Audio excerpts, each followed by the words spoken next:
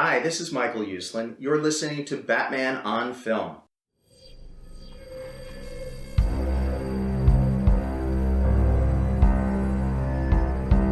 I'm vengeance.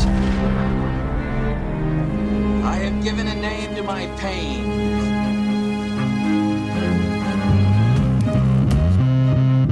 The Batman.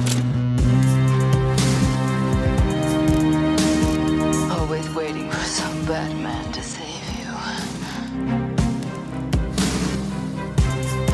It's simple. We kill the Bat of Gotham. I'm Batman.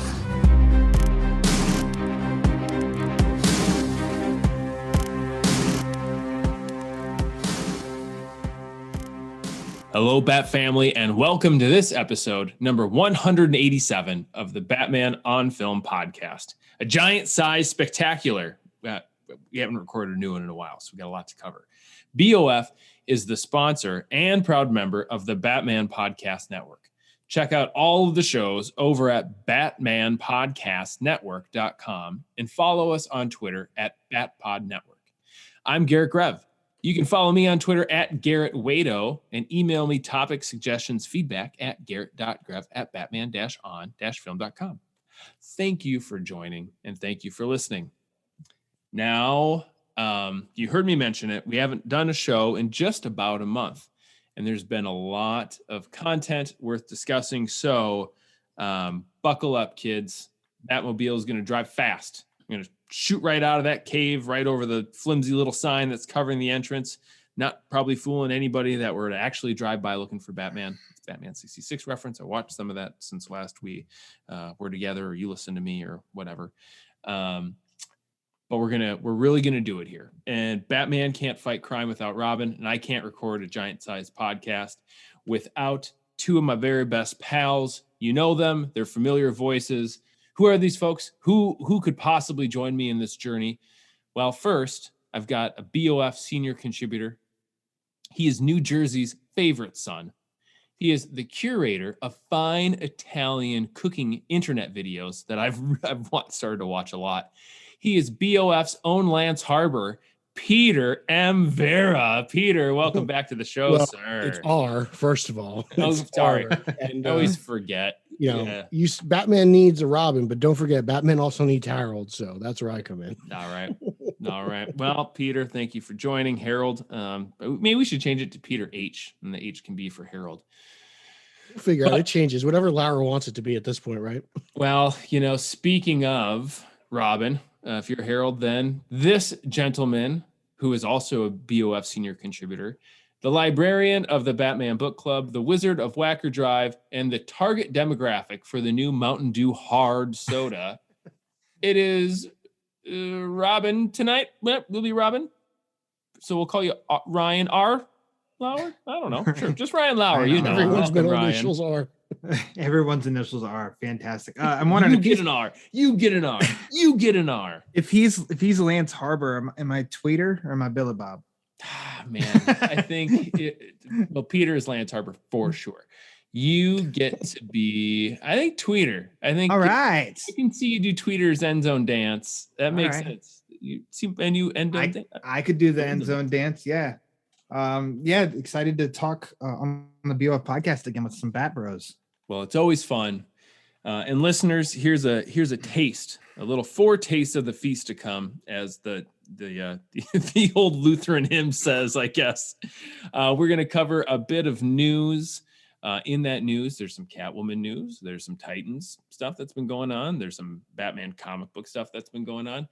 We are, of course, don't you think we're going to come back and not do the game that everybody loves so much? Play a riveting edition of the hottest trivia game sweeping the nation. What are you? And you're keeping score, right?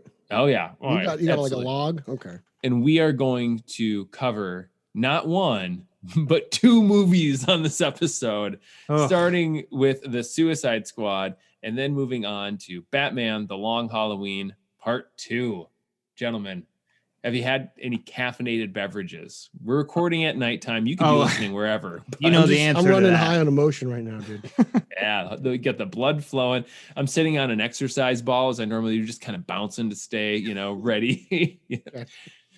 But here we go. I'm gonna real quick, Lauer, to cover all this stuff over under on the runtime tonight. What do you put it at? I put us at a hot hour and 52 minutes. Ooh, that's good. I like that. Peter, what do you think? Do you think that much? I was gonna say an hour and a half. I'm gonna give us an hour and 43. Somebody's getting email Okay. from the editor in chief in the morning. I know. I gave Bill. Not so us. Of course, that we are I get to be the steward only of the Batman on Film podcast. I get to be the host, but it's certainly Bill's website, and he is the editor in chief. And Bill likes a tight episode. He likes like an hour, and I do We better too, get typically. started.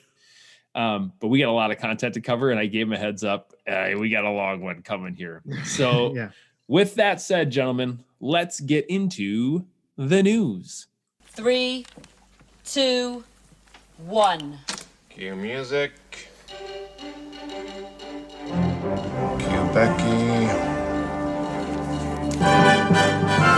Good evening. We had to wait until the sequel to the movie that drop came from to get a look at Catwoman, but we're getting a lot of Catwoman these days. In fact, the Hollywood Reporter had an exclusive article that ran this week on August 17th that there is a new Catwoman animated motion picture in the works called Catwoman Hunted.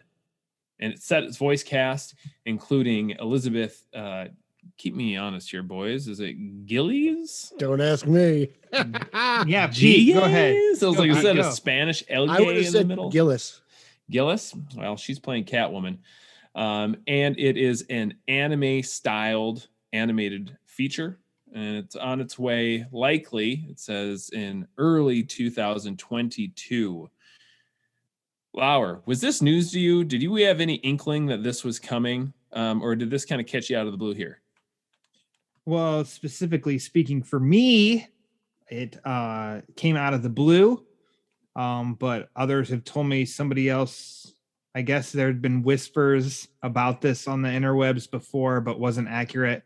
And then there were spinnings that they're still trying to make it accurate. Whatever. I don't like to give that airtime, so to speak. So to me, it was fresh. I didn't see this coming. It's cool. Lauer, Yeah, give me Catwoman animation. I'll put a finer point on it. Let's Go for just say you were to make a claim that there was going to be an animated Catwoman series, and it was going to have a different voice actress and focus on maybe a different iteration of Catwoman. But then this project got announced. Would you think you could like take a victory lap on that, even though none of the details were the same, but it's still an animated Catwoman project? I'm an honest person, so I wouldn't know. And that's why you write and make stuff for Batman on Film, because we don't mess around with any of the nonsense. We'll shoot you straight on these things. But anyway, Peter, when we talk about animated styles in the DC animated universe, sort of the approach and the stylistic approach has been pretty varied from movie to movie. I would say the last very specifically marketed anime style DC animated movie has been quite some time ago. I think you make an argument that it's Batman Gotham Knights. Are you a fan of the anime? No, actually, it's not. It's Batman Ninja. Oh, sure. Ninja Yeah. was the last anime style. Totally missing that. And to be honest, that movie was really a huge hit amongst the fan base. Let's be brutally honest. This isn't a general audience thing. This is a fan base thing. The people who read comic books are most likely the people who are going to buy this. And that movie was really awesome. It really took me by surprise. I was really proud of it. Just being a Batman fan and seeing him interpreted that way. And the last time before that was Batman Gotham Knights. So this is a little long overdue. I think I'm excited for this. And to be honest, my man Grundy's in it. So like, how could I not be? Like when I read the cast, you got Batwoman, you got Catwoman, you got Grundy, Julia Pennyworth's in it, Tobias Whale's in it, Talia al Ghul. There's Barbara Minerva's in it. There's a whole list of great DC characters who don't, some who have gotten recent screen time and some who haven't. So this is a really cool DC ensemble piece. I'm excited to see what it's like. Anime is kind of hit or miss for me. So I will, give it a shot. But I'm pumped for it. Catwoman is so hot right now. We have not seen this much great Catwoman stuff in such a small period of time between, Long Halloween, as we're going to discuss, Ram V and his Catwoman titles on fire. Zoe, we're really hyped about the Batman. So we're getting a really amazing amount of Catwoman content in a short period of time. Yeah, Batman Catwoman issue 6 actually was Yes, released that's another very one. recently. Yeah, it's kind of peak Catwoman time, which I was gonna say. Yeah, I wanted to let you get your thought out. I feel like such a even silly goose, man. Earth 1 Volume 3, she was in there recently. Totally, yep, in there a lot. I stuff. big time. I felt so silly that I completely blanked on Batman Ninja, but it's sort of like peak anime DC, and it just went right over my head. I went all the way back to the Dark Knight era. My favorite version of Damian in Batman Ninja. Well, it doesn't take much for Damian to be my favorite version of Damian. It's just the one that annoys me the least. Amen. But Catwoman Hunted catches up with Catwoman as she attempts to steal a priceless jewel. The heist puts her squarely in the crosshairs of both a powerful consortium of villains and the ever-resourceful Interpol, as well as Batwoman. So, very exciting. Something to look forward to kick off 2022. Gentlemen, yes, sir. There is a show. It's on HBO Max now. It is very liberal with its use of the F word. It is gritty. Are you rewatching Sopranos? It's well, your Italian cooking videos really made me want to dig in to get, really soak in the heritage. Yeah, get deep in that olive oil. Yeah. Oh man, I love some olive oil. Delicious. No, Peter, it's not Sopranos. It's Titans, which is back and has released its first 3 episodes of season 3. Ryan, are you up to speed on these bad boys? Just today, I finally watched episode 3, my friend. Ooh. So I am at the time of this. So yeah, tomorrow, at the time of this recording, there should be episode number 4. So by the time this drops, I will be behind again. But I did catch up. I'm so behind on content. Peter, where are you with Titans? Oh no, I'm up to date with everything like this week, like Superman and Lois, Stargirl. Like I just caught up and now I'm behind again. That's what I mean. Like sure, we're in an amazing time because I can't keep up with this stuff. There used to be a period of time where it was just one show once a week and then you could do it, live your life. You can't do that anymore. Oh man, there was a period of time in college when Smallville was on and I maybe got it from like a file sharing site because we didn't have the WB in small town Northeast Iowa. And there was literally no other superhero content in existence. So I just watched that same episode on my computer until the next file would show up like 2 days after it aired. But yeah, we're like, oh my gosh, just beyond rich with content right now. I got to say, I think the show gets better with every season. Now that it's on HBO Max, you can see the production value has greatly increased.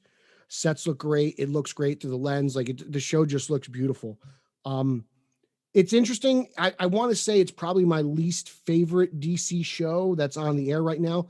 That doesn't mean I don't like it. That's just, comparing, apples to cherries and oranges and pears. Like I like it all. It's just whatever. It tickles my fancy. I dig the show. I like it. I was really invested into Ian Glenn's Batman, Bruce Wayne, up until his last 2 scenes really irked me. The scene where like Dick is just screaming at him and yelling at him in the cave, and he just kind of looks like befuddled and confused. I was like, that doesn't seem like Bruce Wayne to me. And then the end with the crowbar. But I gotta wait and see how it plays out. I hear that stuff plays out in future episodes, so we'll see what happens. My only real negative kind of about the show is just Red Hood. I think it's too fast. He was dead for maybe a half furious. Hour. Yeah, it's about family, right? So he died. He came back. Like, was he really mourned? I thought the scene with Bruce and Dick in the cave after Jason's death was really great. I wish there was kind of like a prolonged period of mourning there. Yeah, and I hear you, and I don't even know that I needed it to be I don't know that I needed his absence to be for multiple episodes to get that feel, but there was nothing in the writing that made it feel like there was a passage of time and that the weight of the loss really sat in among the Titans, right? Yeah. Like I hear what you're saying about Ian Glenn, who I love him in Game of Thrones, just like a standout actor in character performance in that series. this doesn't feel like Batman to me. It feels like Bruce Wayne and Batman of Titans, which also doesn't feel like Teen Titans to me, in a number of ways. But I agree Not with even you. that scene with him on the plane talking, basically telling Jason, "No, you're waiting till I come back." Like that seemed very accurate. No, to me. that did. It has moments, I think. I'll give you that. It has moments, and I think what makes me agree with your assessment of every season it gets better is because I think there's more and more moments that feel in some way like the thing that it wants to be, or it's figuring out its voice. It's not Teen Titans. It's not, it's not what we're used to. It's certainly not Teen Titans Go, but it's figuring out how it's its own Titans. And it has more good in it than I've ever seen it have before. And I'll take you one step further, Peter. I think not only does it get better every season, but in this season, it got better every episode for me too. For me, the best episode was the first episode. That seeing Grayson and Barbara and Bruce and Tim and Tim. Was it Tim and 1 or 2? I can't remember. I meant Jason, but seeing that interaction because it was very Gotham City heavy. That really made me want like a true blue Batman TV show. I'm not talking Gotham. I'm not talking HBO Max spinoff series. I'm like an actual like Bat fan. Like I was like, man, this is great. Listen to them talk about stories and everything. I was yearning for a true blue Batman show. And that kind of got my juices flowing. I was really into that first episode. But episode 3 ends in dramatic fashion. I thought it was great. So I was really happy with that. I want to say like, is it Walters or Waters? The guy who plays Jason Todd. What's his last name? Jason Todd. Hey, Kieran Walters. Walter. I think Walters is the perfect version of Jason Todd. His Red Hood is just too tiny for me. He's just a little guy, and in the comics, Red Hood felt like he had aged a number of years from whence he, to quote our buddy Casey Walsh, they got a boy to play him when they needed a man. I think you should have waited for a growth spurt. I don't know how old this kid is. Maybe he doesn't get any taller, but it just seems weird to me that he's just a little guy. I would like a little bit more stature there. Well, Lauer, I think I've seen a number of really positive comments on the way the cast seems to have formed up together in season 3. First of all, let me know what you think. Do you agree with what Peter's saying about casting for Jason and then Red Hood? But then I'd love to hear if there's any other standout to this cast that you're really enjoying. I'll say in the Robin suit, I think Kieran Walters, he fits the bill of Jason Todd, but I think I'd say that, and especially in episode 3 of seeing him as Red Hood, he does look a little small. And I know that sounds nitpicky. That's the only critique I really have for it, because otherwise I think the 2 episodes of him as Red Hood have really delivered for me. He plays a great jerk. Like he does. And it's like, still, even though in seeing especially episode 3, I don't hate him. I'm still like kind of rooting for him, which is, I'm really glad that's my feelings toward him. He's played a good Jason Todd. I'd say just his stature a little bit, and that's extremely nitpicky. I think the show in general is consistent with me. I thought the back half of season 1 was great. I thought the front half of season 2 was great. The other halves were meh. So season 3 starting off, I thought episode 1 wasn't as good as 2, and 2 wasn't as good as 3. I think 3 is top tier episode of the whole series so far, I think. And I don't want to give any kind of spoilers on anything. I was really glued to episode 3, and I thought that was it's fantastic. That was great. It was good. It was kind of intense. Quite intense. And I give them credit for doing what they did. That's ballsy, man. Just to do that, I was like, whoa. There's plenty of podcasts and live streams that are reviewing it. Maybe we'll leave the edge off of it in case not all BOF listeners, you don't feel the need to like pause or try and skip ahead and come back. We'll leave. You have real lives. Yeah, we'll leave the brutal details. There's only so much content. You can't be current. We'll come back to it and talk about it more at some point. Maybe we'll do a mid-season podcast focused on it, and then a season 3 wrap up or something like that. But I will say this, without getting into it, maybe this is a giveaway anyway. Alan Ritchson, I thought, has been the standout cast member of season 3. I think he is really evolved as an actor. He's got some heavy lifting to do in this season so far, and he pulls Well, he's off. jacked. pulls it He off. can- I was yeah, and that was gonna Heavy be lifting. I think this guy looks better than Momoa, and everyone knows Oh how my much I love shirtless Momoa. This guy is. I'm dead serious. I go to the gym. But like I try to work out, and if I could swap bodies with one human being like this dude, I was like, it might be this guy. This might be the He one. looks like you're like all-American quarterback, right? He's tall. Oh my gosh. Blonde, he's got the blue eyes. Yeah. You know who he gives a run but for his more money? jacked. Hot Joe Manganiello. Nah, I know. There's some He ripped gives him dudes up money. in- He's out, giving- out of the three of them, I put Manganiello third. Yeah. third. Oh yeah. But no, it's funny because you asked Rank these hotties, Peter, right now. But you asked, standouts, and that's actually who I was going to say is I think Alan Richardson. He's been the voice of 2014's TMNT Raphael, my favorite turtle. I did not know that. Okay. Yeah, and he also did the sequel too. But not as viewed. I think he's been my favorite in this season so far. I just think that he's done a really good job. Ian Glenn, I'm sorry, maybe not a popular opinion. I'm not digging this version of Bruce Wayne, and I think he might be miscast. And I love Jorah Mormont. Like I was full on all about him all seasons on Game of Thrones, and here I just see the actor. I don't see a different Bruce Wayne, and so it's like it's just not doing it for me. So but overall, to just like that's mostly my thoughts. I'm digging it. Something about the show continues to prevent it from being great to me for some reason. Mm-hmm. I don't know what.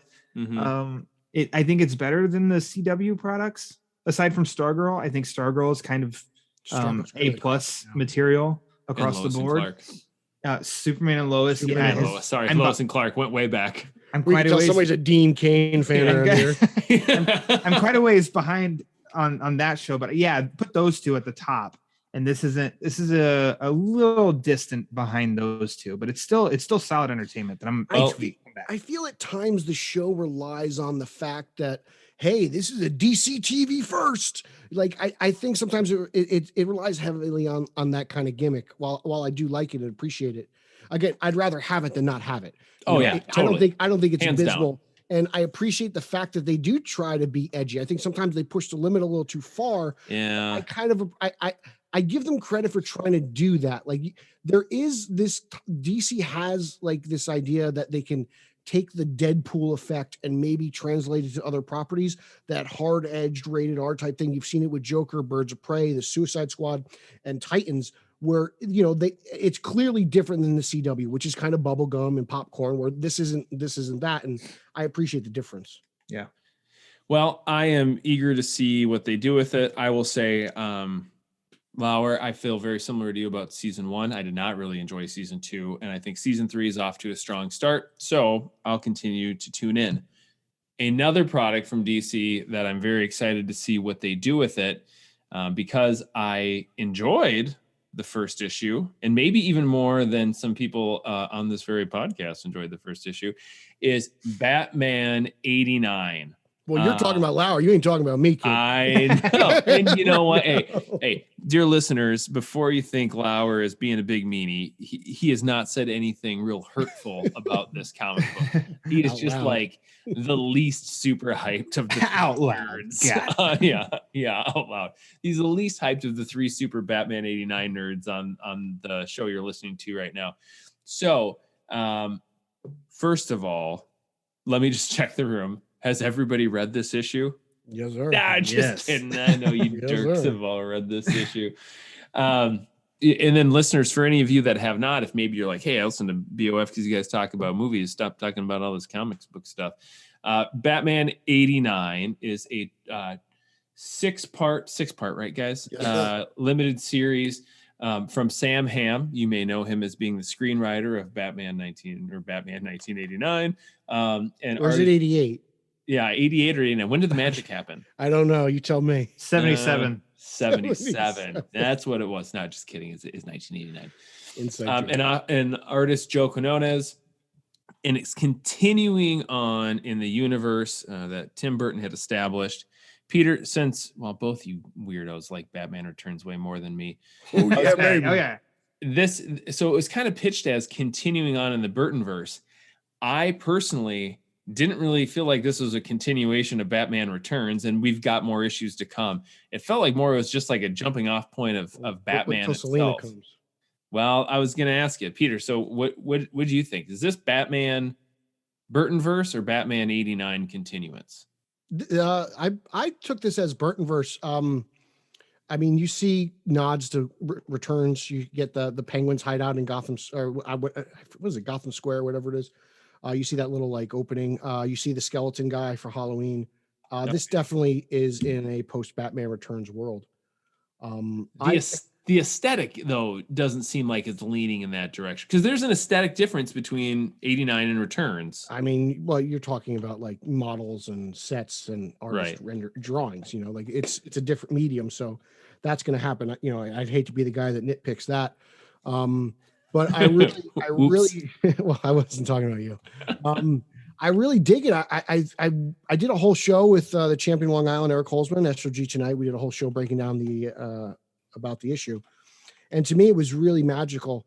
It brought me back. I didn't mind the white eyes. I know some people complained about that. I really dug Quinn Otis's art and all the tributes to, Batman, the animated series, from the bank and the coin to, all the homage from 89 and Returns. It just really hit me. And I thought it was just a lovely kind of like love letter to those two movies. And I appreciate everything that they added into it, from Barbara Gordon to giving, and this is something we'll talk about later on again, giving the coin and Harvey like some meaning.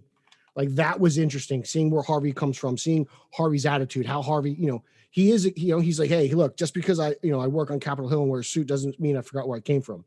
Like I appreciated that angle. And I thought everyone looked, except for the Keaton version of Bruce Wayne, I thought everyone did a really good job of looking like who they were supposed to. Right? Wonderful job there.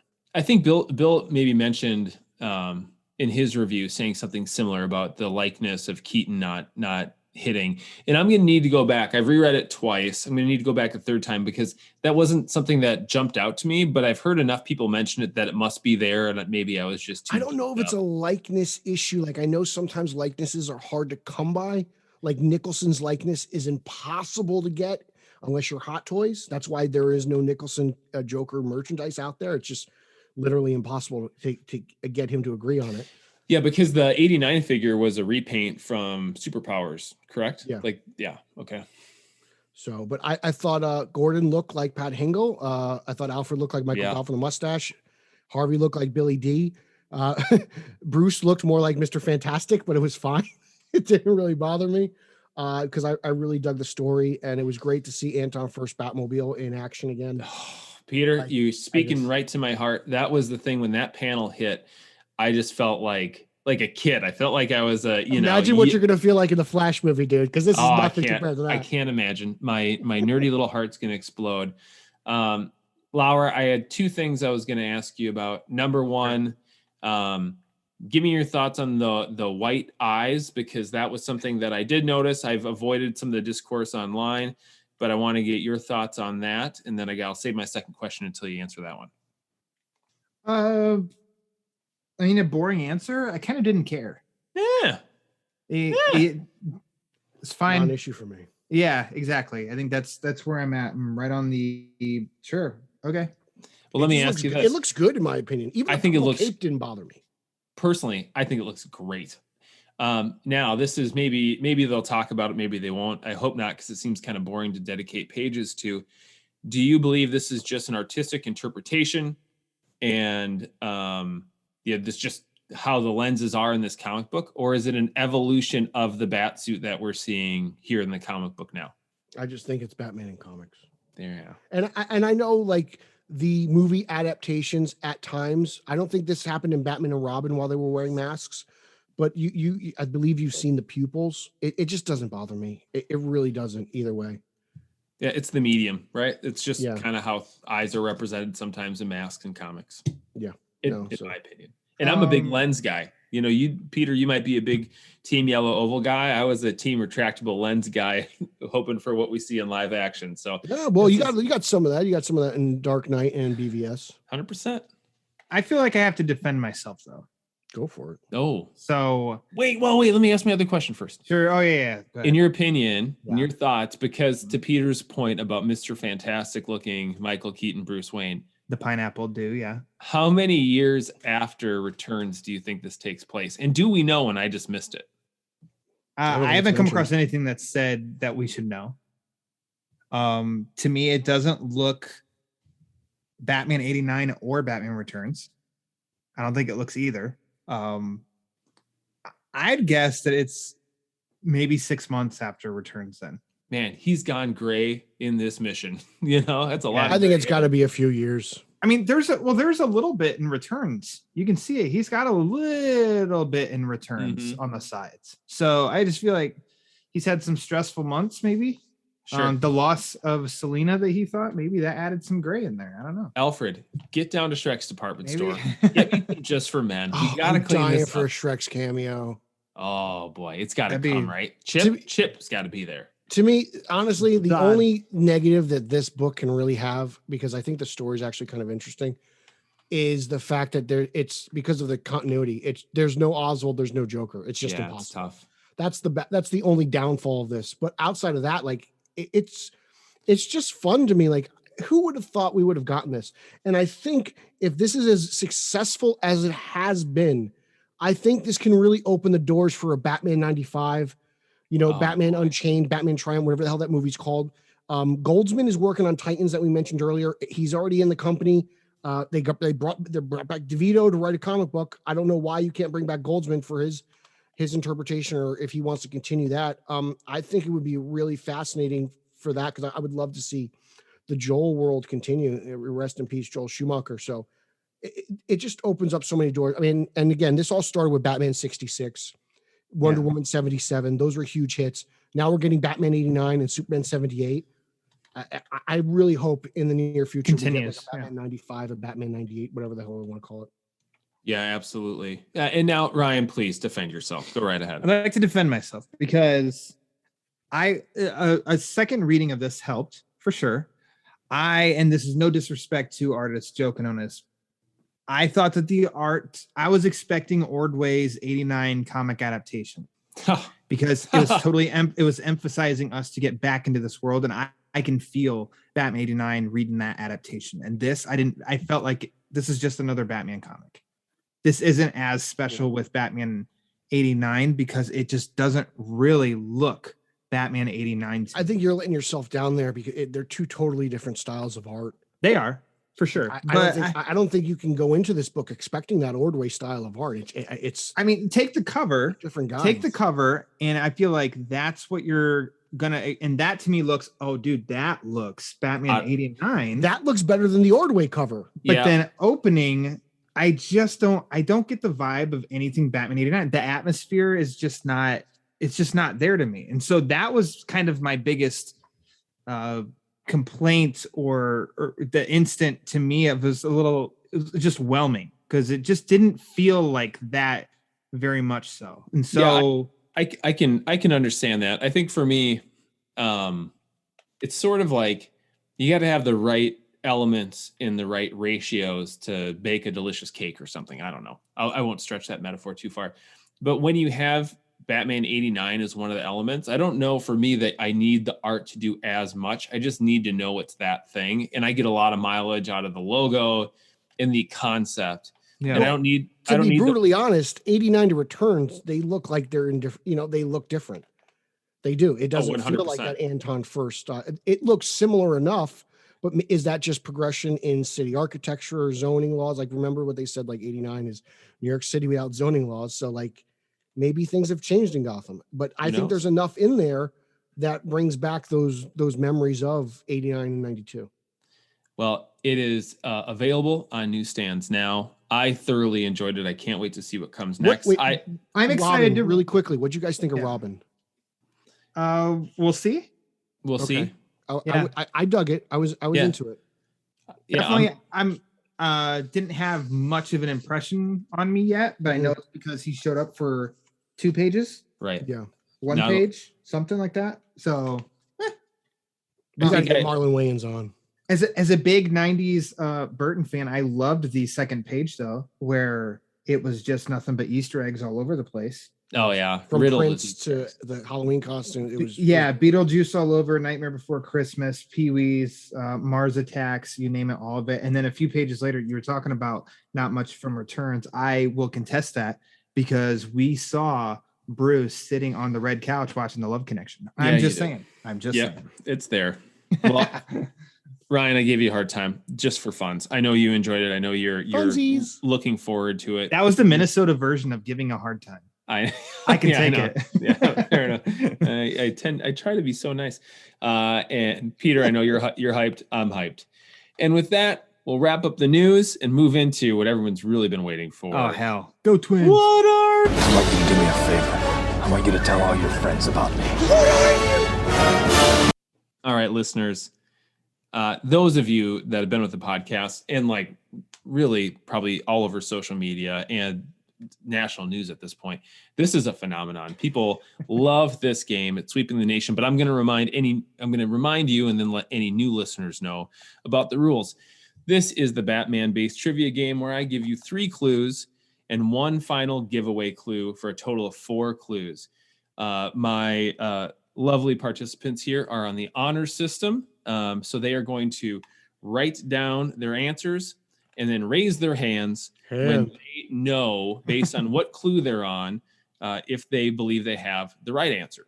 Can I tell you that every time you start this, I think many times it's Pete and I that are guests on here when together, Sure. and the listeners are really missing out that they don't get to see. Pete has the same look every single time that you start this. It's almost like this Dread. damn it look on his face, and he straight just up dread. shakes his head as you start to get into it. If I had to what? make it into like a dad analogy, it'd be like, I gotta go to the dance recital. Jimmy's got the baseball game at the same time. Why does the wife have to go to the baseball game? I feel like you're picking on me as the sole dad and the one with all the billions of children that I have. But yes, very much so. That is the look. And here's the thing: the sooner one of these guys gets the answers, the more hashtag street cred they get out of being right. So if you get it out of one answer, man, you are I don't know, Michael Keaton Batman. If you get it out of 2, you are Val Kilmer Batman. Val's awesome. That's not a slight. 3, you're George Clooney Batman. 4, you're Chris O'Donnell Robin. So That's a great Robin. it's still a pretty good Robin. He's just kind of super duper old, and he lost the earring for some reason. He looked tough with that. So with that, gentlemen, are you ready to begin? Sure. Yes. All right. So this round of What Are You is featuring a character that appears in the Batman world. So that's kind of like a gimme clue. Clue number 1. This character was originally depicted as a character in the Alan Scott Green Lantern comics debuting in 1944. What are you? I'm just gonna. No hands up. No one's No, writing down. my hand's up. I got a hand up. Oh. I might just. Peter's going for Keaton Batman. I'm just going for it, babe. We talking 89. I'm feeling anxious. Okay. All right. Well, all right. I'm going to give the rest of the clues for Ryan and for the listeners. Ryan, clue number 2. This character is often depicted with different origins, appearances, and personalities. What are you? Okay, Flowers keep going. Ryan's not raising his hand. Clue number 3. He has frequently appeared in live action, including Smallville, Arrow, Gotham, and most recently, Stargirl. What are you? No? Right? All right. Clue number 4. Ryan and listeners, this character, this is the gimme, derives his name from a 19th century British nursery rhyme. What are you? Ryan's got his hands up, but Peter, after that one clue, what do you got for me? Show me your answer. Oh, born on a Monday. So Born on a Monday. We are talking about Solomon Grundy. Why? Because Pete's on the show. You got it. Peter's on the show, and of course, the Grundy alerts go out anytime the man, SOG I'm so happy I got signal. that. Yes. That would have been awful if Peter didn't get this one. So congratulations. All you had to do was mention Alan Scott's name. Yeah, I know. It's just like this guy has appeared with every character, like from Alan Scott to Batman to Swamp Thing. But that's kind of an interesting little origin there. And what else, Lauer? Why else would we be talking about him today? The Long Halloween. The Long Halloween. The Long Halloween. Peter, you are Michael Keaton, Lauer, Chris O'Donnell. Nothing to be ashamed about in either of those. And That's a hell of a universe there. That's a hell of a multiverse. Yeah. Well, that mean I get to cruise around saying, "Little rat in my love, my Timberland." Yeah. I want It's a not car. bad. Chick stick Take the goes car. pretty good. Neon everywhere. All right, boys. Let's move on to the two major topics of the week. And let's start with the Suicide Squad. Atomic batteries to power. Turbines to speed. Here, ready to move out. All right, guys. We are about 2 weeks out, more or less, from the Suicide Squad getting released. It's had 2 big weekends at the box office. Maybe you've read You something. sure about that? I feel like it's been really negative. It's definitely had 2 weekends at the box Yep. office. It's had two news-making weekends at the box There you office. Yep. Big news from the box office. Not necessarily positive news. And there's been a lot that's been said about this movie. Very highly rated at this time, and it's likely not to change. This thing is certified fresh on Rotten Tomatoes. Heaps and heaps of critical praise. It's been a hit with most viewers. And over on IMDb, it has a 7.5 out of 10 rating, which is pretty darn good still, considering the stuff that goes on over at IMDb. Of course, there was a lot going into the movie's release, a lot of discussion on whether this was a sequel or a reboot. I'll tell you, it's both, in my opinion. I'll tell you, it's a good story. That's all that matters. And that's all that most audience members are going to care about, Peter. I think that's a wonderful point. And I think one of the other things that it's really displays quite well is a craft and exceedingly well executed large cast movie. There's a lot of characters in this thing, and the way they're utilized, I would say almost none of them feel slighted in any ways. So maybe let's start with the cast of characters. Lauer, there's like 17 members of Task Force X, and commonly known as the Suicide Squad. Who were your standout members of the various crews we're introduced to in this flick? Obviously, Harley Quinn. Rick Flag was good. Bloodsport was good. Surprise ace up the James Gunn sleeve, Ratcatcher 2. And then the not surprise, no surprise here, who I freaking adored, King Shark. And then Peacemaker, I was kind of on the fence a little bit about, and what a dick. And each of them. David Dastmalch, and what a DC career that guy has had. He was pretty great as Polka Dot Man, and he wore some fantastic pants in the Gentleman's Club. But basically, almost like all of the Team 2 of Task Force X, most of them were winners. But the standout that I did not see coming was Ratcatcher 2. I kind of felt like I was gonna like Rick Flag and Harley, and I kind of knew I was gonna love King Shark. And yeah, Ratcatcher 2, she was fantastic. I will agree. I'll say one of the things I've written down of stuff I want to talk about is that character in particular. So maybe we'll put a little pin on that one for now. And Peter, viewers, if this was one of Bill's social hour, formerly known as vlogs, you'd see Peter's been playing with a King Shark, very large action figure. Don't tell Ooxus. You're cheating on Ooxus this whole time. So Peter, I think I can guess one of your characters, but who were the ones you enjoyed the most? To be honest, every one of these characters I thought were great, even from those who didn't have a whole lot of screen time. Just like even Mongal, like I have nitpicks about this movie, but like overall, I think it's a fantastic movie. I didn't see myself caring about Polka Dot Man, and I did.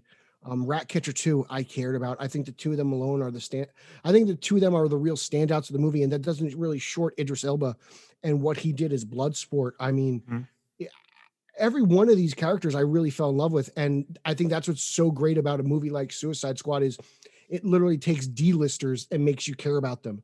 And there are so many D-list characters in DC that you can do a movie like this with. And let's be honest, say what you want about the first movie and all that drama, the same thing happened, right? It took a bunch of characters you didn't know too. Like, who cared about El Diablo before that movie? Nobody.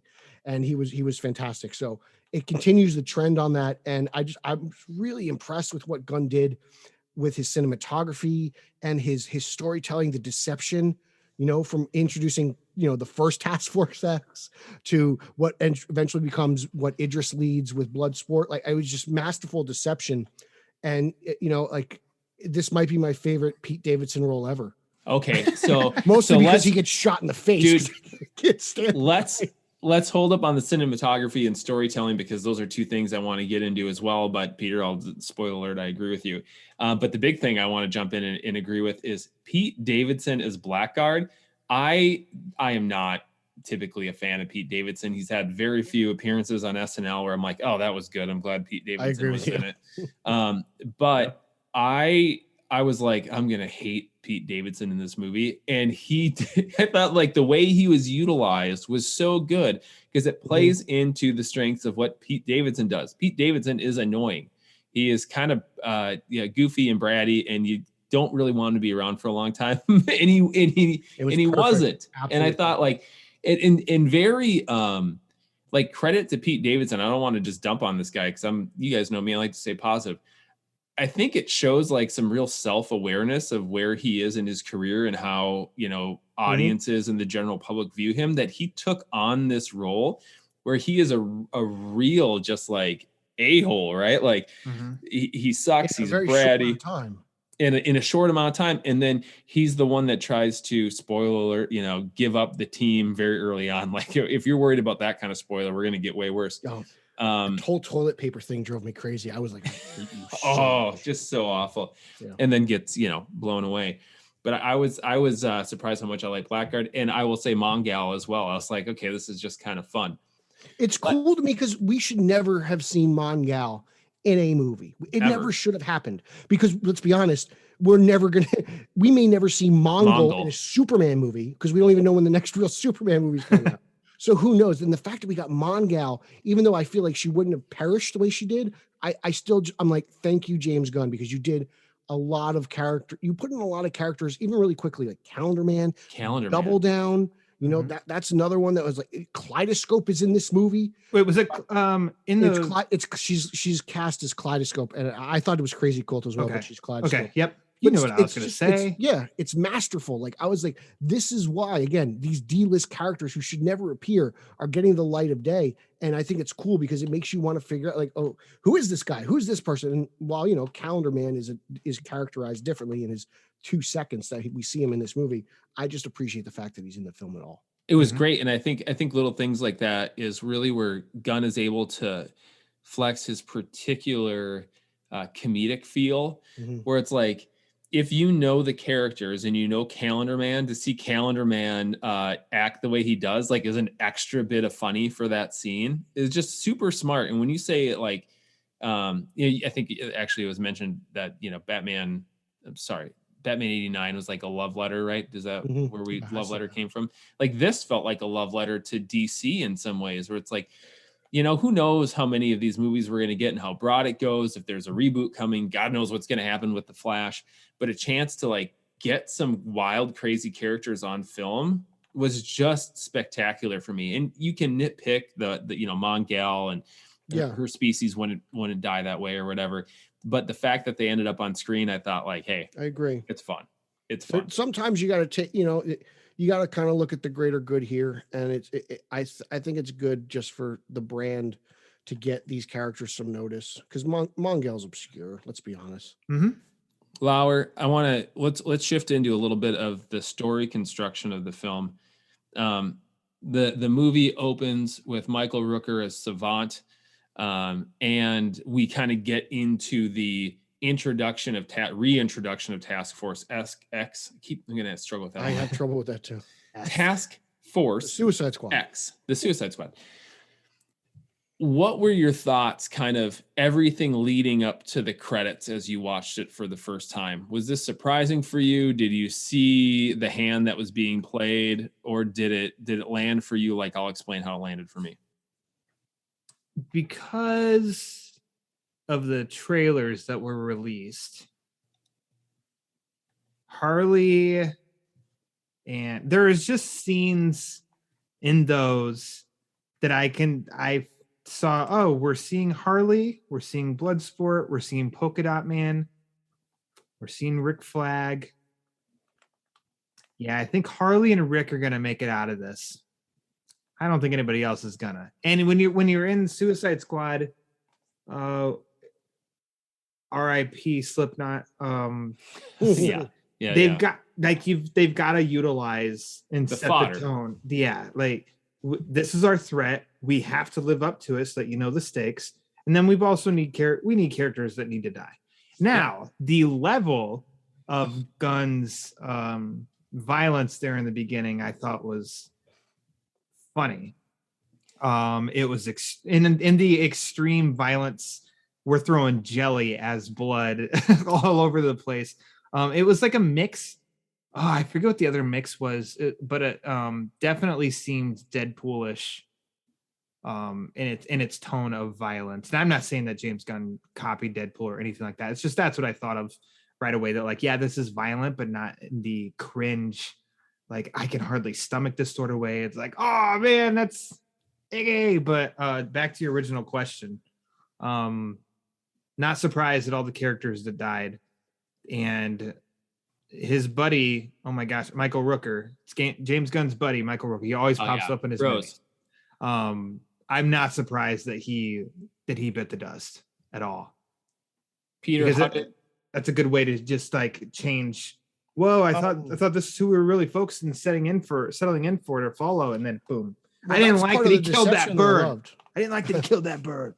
Yeah, that's why I thought like the deception was really good. Yeah. Because if the movie opens with Michael Rooker in that cool shot in the cell, and he's one of the first people to bite the bullet. Really, I thought that was really interesting, and I appreciated the whole like distraction so the other team can get there safely. And the only real like death that really, well, there's two that hurt me. The first one was Boomerang. I got very upset about Boomerang because I love Jai Courtney as Boomerang. But again, like, we'll see what happens. Characters have died in the Suicide Squad and come back. So who knows what happens after Flash? We'll see what the universe is like then. But good point.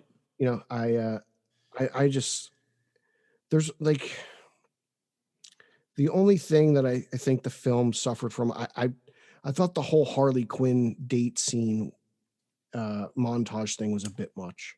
My second viewing, it drug on a little bit for I me. think you could have, and look, by no means am I in the business of Hollywood. I live across the country, so I don't want to pretend like I know these things. But I felt like you could just easily go from her getting the javelin and captured to her being tortured, and we could have skipped the date scene. But it is important to see Harley's progression. I know that's a big part of it, and who wants to watch an hour and a half movie? Let's be honest.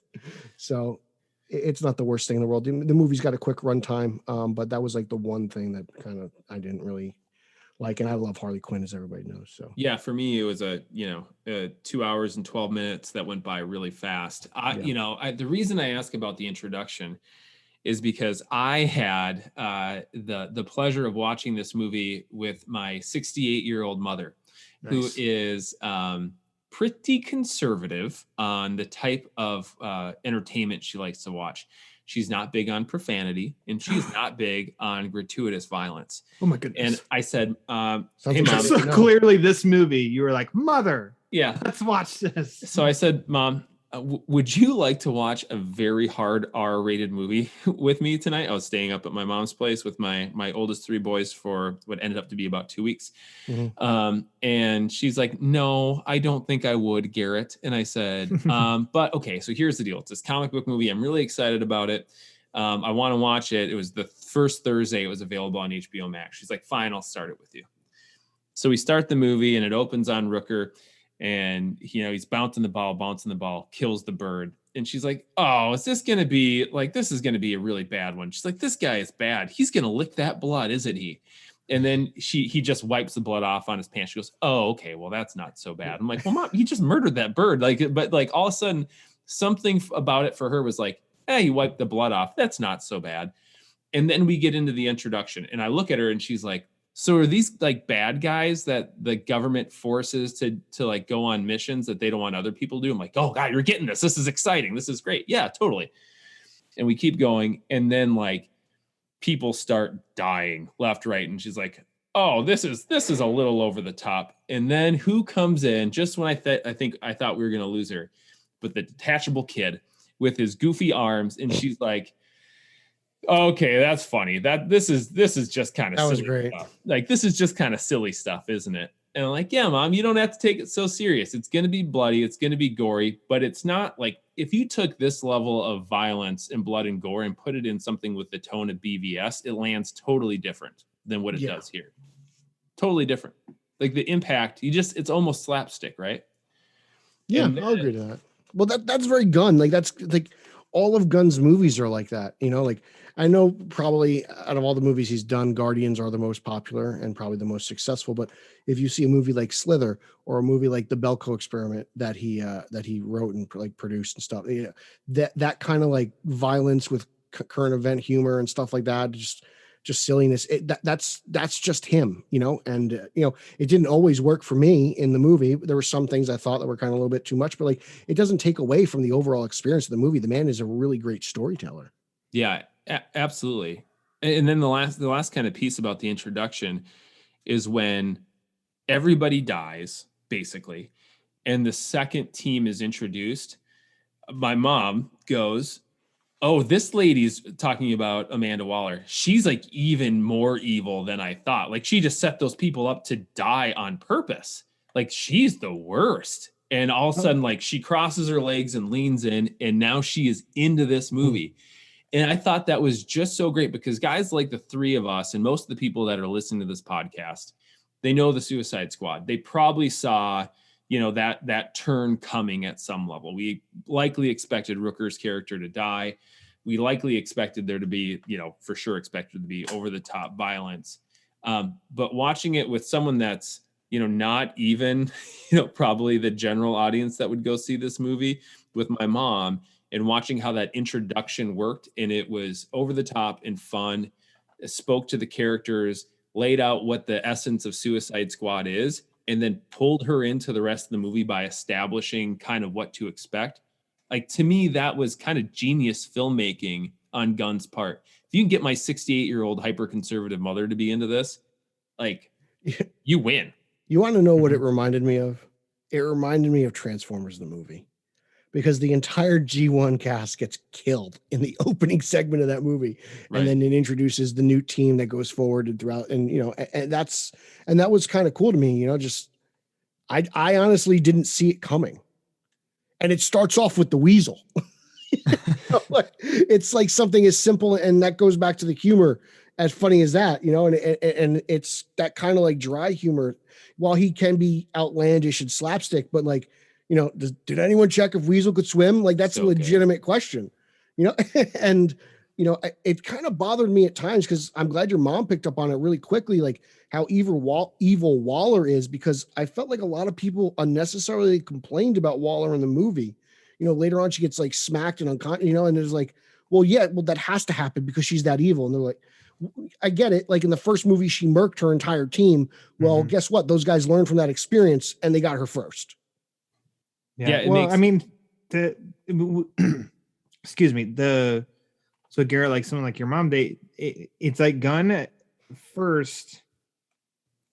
Oh wait, no, it was the whole murder yeah, and then they did the 3 days earlier. Yeah, right. Okay.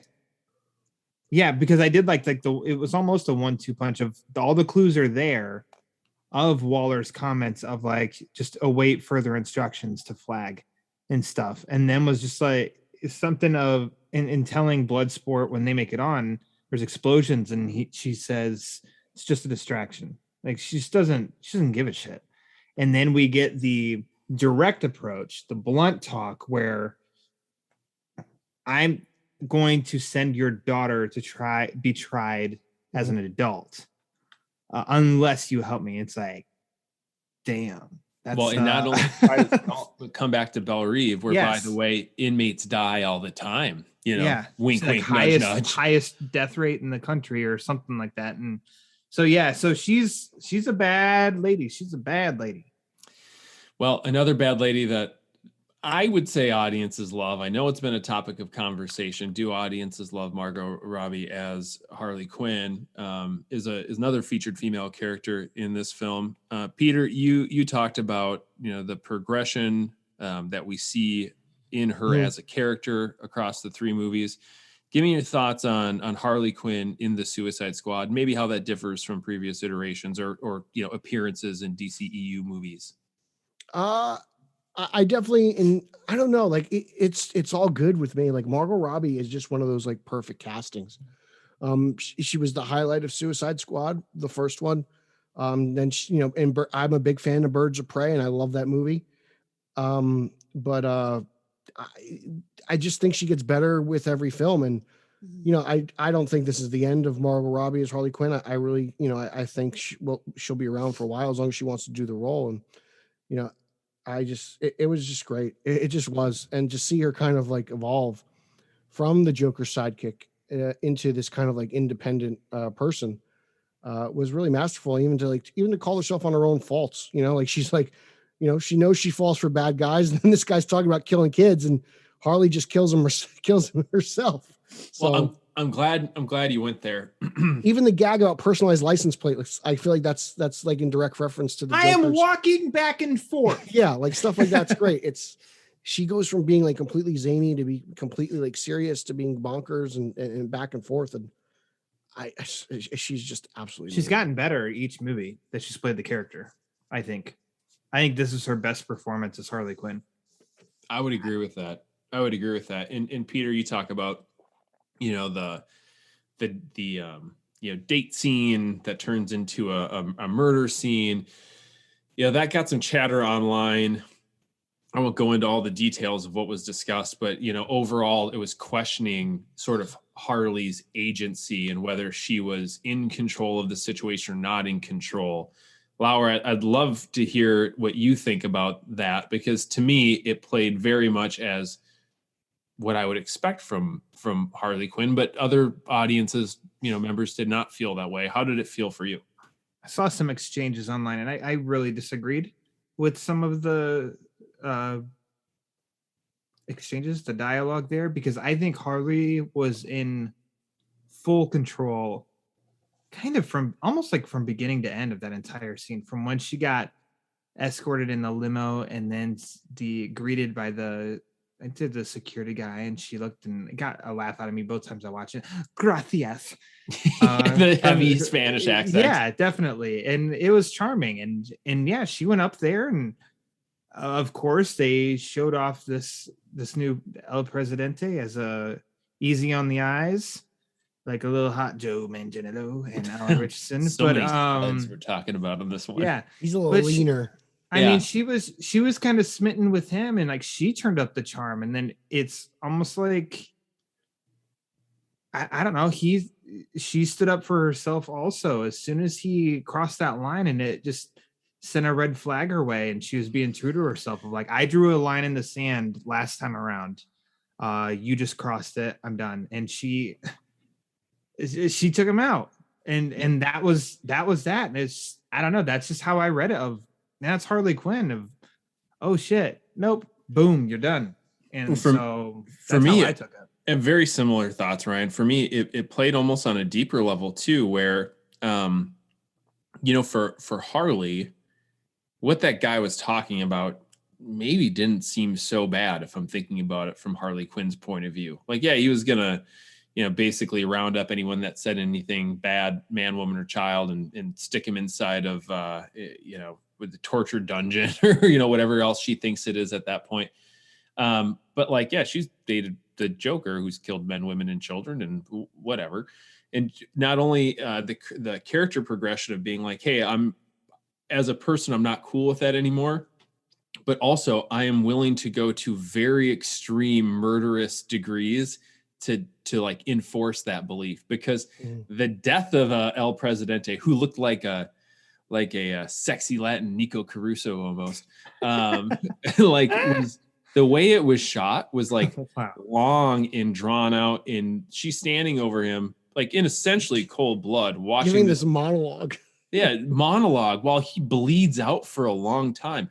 And I thought for me that scene worked not just to show the career or the character progression, but also to show like Harley's still pretty murderous. Like this is not just an anti-hero or She's like absolutely insane. This is absolutely insane person. Like you just like blew this dude away and stood over his body as he bled out and like let his death knell. You know, like this is dark. Harley is not a light, fun bubblegum character only. She is also a murderous psychopath. So I thought the scene really, really worked. No, it was good. It's because it's the characterization of Harley. It's that scene, that whole like, let's see, like, that I want to call it, like the whole like, dining room scene or whatever. Like that is perfectly is Harley Quinn in a nutshell, because you just don't know what to expect. It felt like off the page to me. There's a number of like, you know, that dark humor trademark gun stuff from going in to save Flag, but actually killing off the entire Freedom Force in the process, of whom they thought were bad guys and turned out not to be bad guys. Like that to me was like a real awkward, dry humor, dark humor moment. What did your mother think of the penis? I don't think she see it. I don't think she saw it Because I had to catch it like my third time. I was like looking for it. I was like, everyone's complaining about this online, and like I'm just going back to like, oh God, they're complaining about Weasel's penis again, and then it's not. And then I was like, oh God, this is like okay, like but it was like I didn't even notice it. It's so random.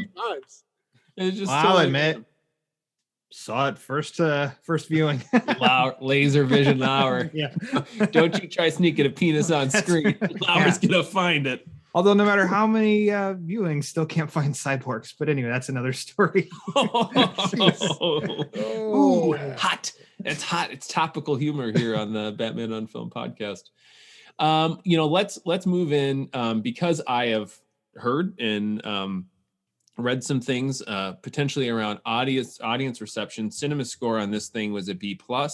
And when you dug in, it all, for the ones that dropped it down from the A, kind of hinged on the third act. Surprise, surprise, Suicide Squad 2016 at a similar issue at what did you all think of the third act, basically where things get very fantastical and we get Kaiju Starro in a DCEU movie? I thought it was executed perfectly and just masterfully. Like, to be honest, like Starro's not even the villain of the movie.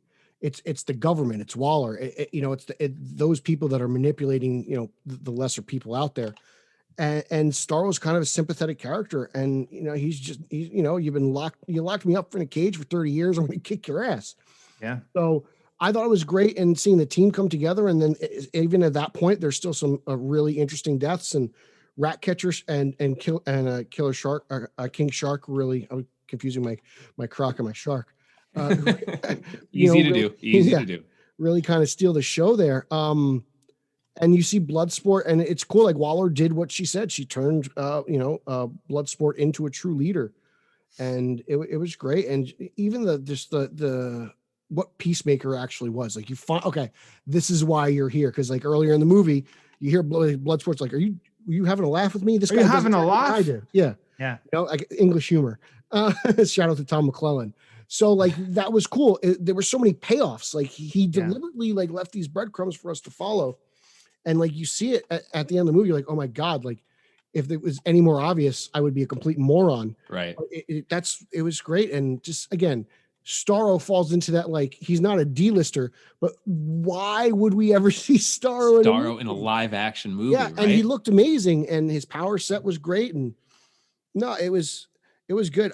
For me, actually, upon further viewing, like I remember I did a show with Bill and Eric separately. I did a social hour, and we covered it on Straight Outta Gotham. The movie gets an A- from me. I've gone up from my B+ to an A-. Like it's just amazing. And the third act really is what instills that upgrade. Lauer, do you understand any sort of like movie was an A going into the third act and then it gets a B+? Did that ring true to you at all? That's just the cool thing to say to people who like to talk movies. The third act of course had problems. Yeah, it's because that's just what had been criticized from DC movies. But it's kind of, if you've been paying attention the past 3 years of DC movies, most of them have been good and reviewed very positively. So where were the third act problems then? They're still hanging on to criticisms from 8 years ago. I thought the third act really worked because Gunn was still giving us new information and stuff to discover about Starro. Good point. He had teased, shown parts of Starro, and the video of the U.S. astronauts in that spaceship, like that was straight out of Invasion of the Body Snatchers. It seemed, it was creepy, like as they all, once the Starro was on their faces and they all turned to the camera at the same time and stuff, and those were little teases, and that was cool. And then it's like we are with Ratcatcher and Flag when they first discovered the people down there and all the experiments on the people, and then you hear more about the experimenting on Starro, and it kind of turns into like a little bit of like a horror movie at that point. And I was like, man, this is pretty messed up and creepy. And so we've got that threat. Then you've also got the military above ground as a threat, dealing with other parts of Task Force X. That's and then you've now got Peacemaker and Flag and Ratcatcher. That's a new threat. Like the story's just evolving all the way through. And that was I just thought that was really well done, to where, yeah, we know Starro's going to get out at some point, and then he does. And then it's really good action scene. I think really effective. A little, creepy horror-ish aspect there when the stars first come out and just start sucking on everybody. And then it's just the Suicide Squad left standing. And then their turnaround being defiant to Waller, that is good in a good moment. And then them standing up to fight Starro, and Bloodsport pointing and being like, King Shark, he's nom, and then goes and attacks him. And then he says to Polka Dot Man, that's your mother. And Harley's jump with the javelin into the eye, and then all the rats coming, and then the music's swelling really good there too. It's just, I don't have any complaints about the third act. I thought it was very, very solid, and definitely could have been fumbled and could have been too much. And it was like, no, this third act for me just kept moving, kept evolving, and then we had a resolution. There were surprises. I think it was a really good third act. And that being said, I think it's a very enthusiastic B+ overall.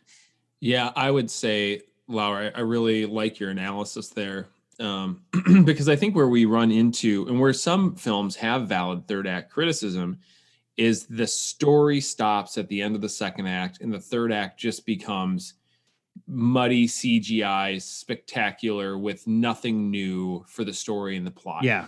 And Gunn very, very deftly avoids that by pulling together story elements introduced in the first two acts in the third, and continuing to introduce new information. So that's not saying anything you didn't say, but I think to contrast it to other third act CGI disasters where things get big and fantastical, there's no swirling, beam of light with trash in this one. And the story keeps going. And you get some pathos at the end of it where, Starro attached dude turns and looks and like pulls on your heartstrings for Starro and says, I was happy staring at the stars, whatever. And it's like, that line got to me, man. Got me, man. I didn't want this. Exactly. I mean, because you can relate that. And I know that it's really, and I was actually telling my mirror about this because she watched it with me my second viewing. It was her first viewing. And I'd said, I'm sorry, I don't read a ton of like Starro in comics. I don't. It gets, for me in that medium, it gets me a little like, I'm just not following this. It's not for me. And the movie was mostly grounded up until his breakout, to where at that point I gave a shit about everybody and everything going on in that I'm like, yeah, I'm sold. Let's see this. And that line itself, and I know it's extremely nerdy, but you can step back and relate it. Okay, take out Starro, put in, an animal, right. An animal that we see, and now have that line be said, where it's like an animal in another country was doing just fine, living out in the wild, being fine. And then humans come, Americans come, grab it, and then now throw it in this 2x3 cage for people to just point at, and that's its life now, sort of deal. And it's like, I think it's kind of a relatable line, and it makes sense. Sorry, go ahead. No, it's tied to emotion. And I think that's the big thing. A lot of this movie was tied to emotion.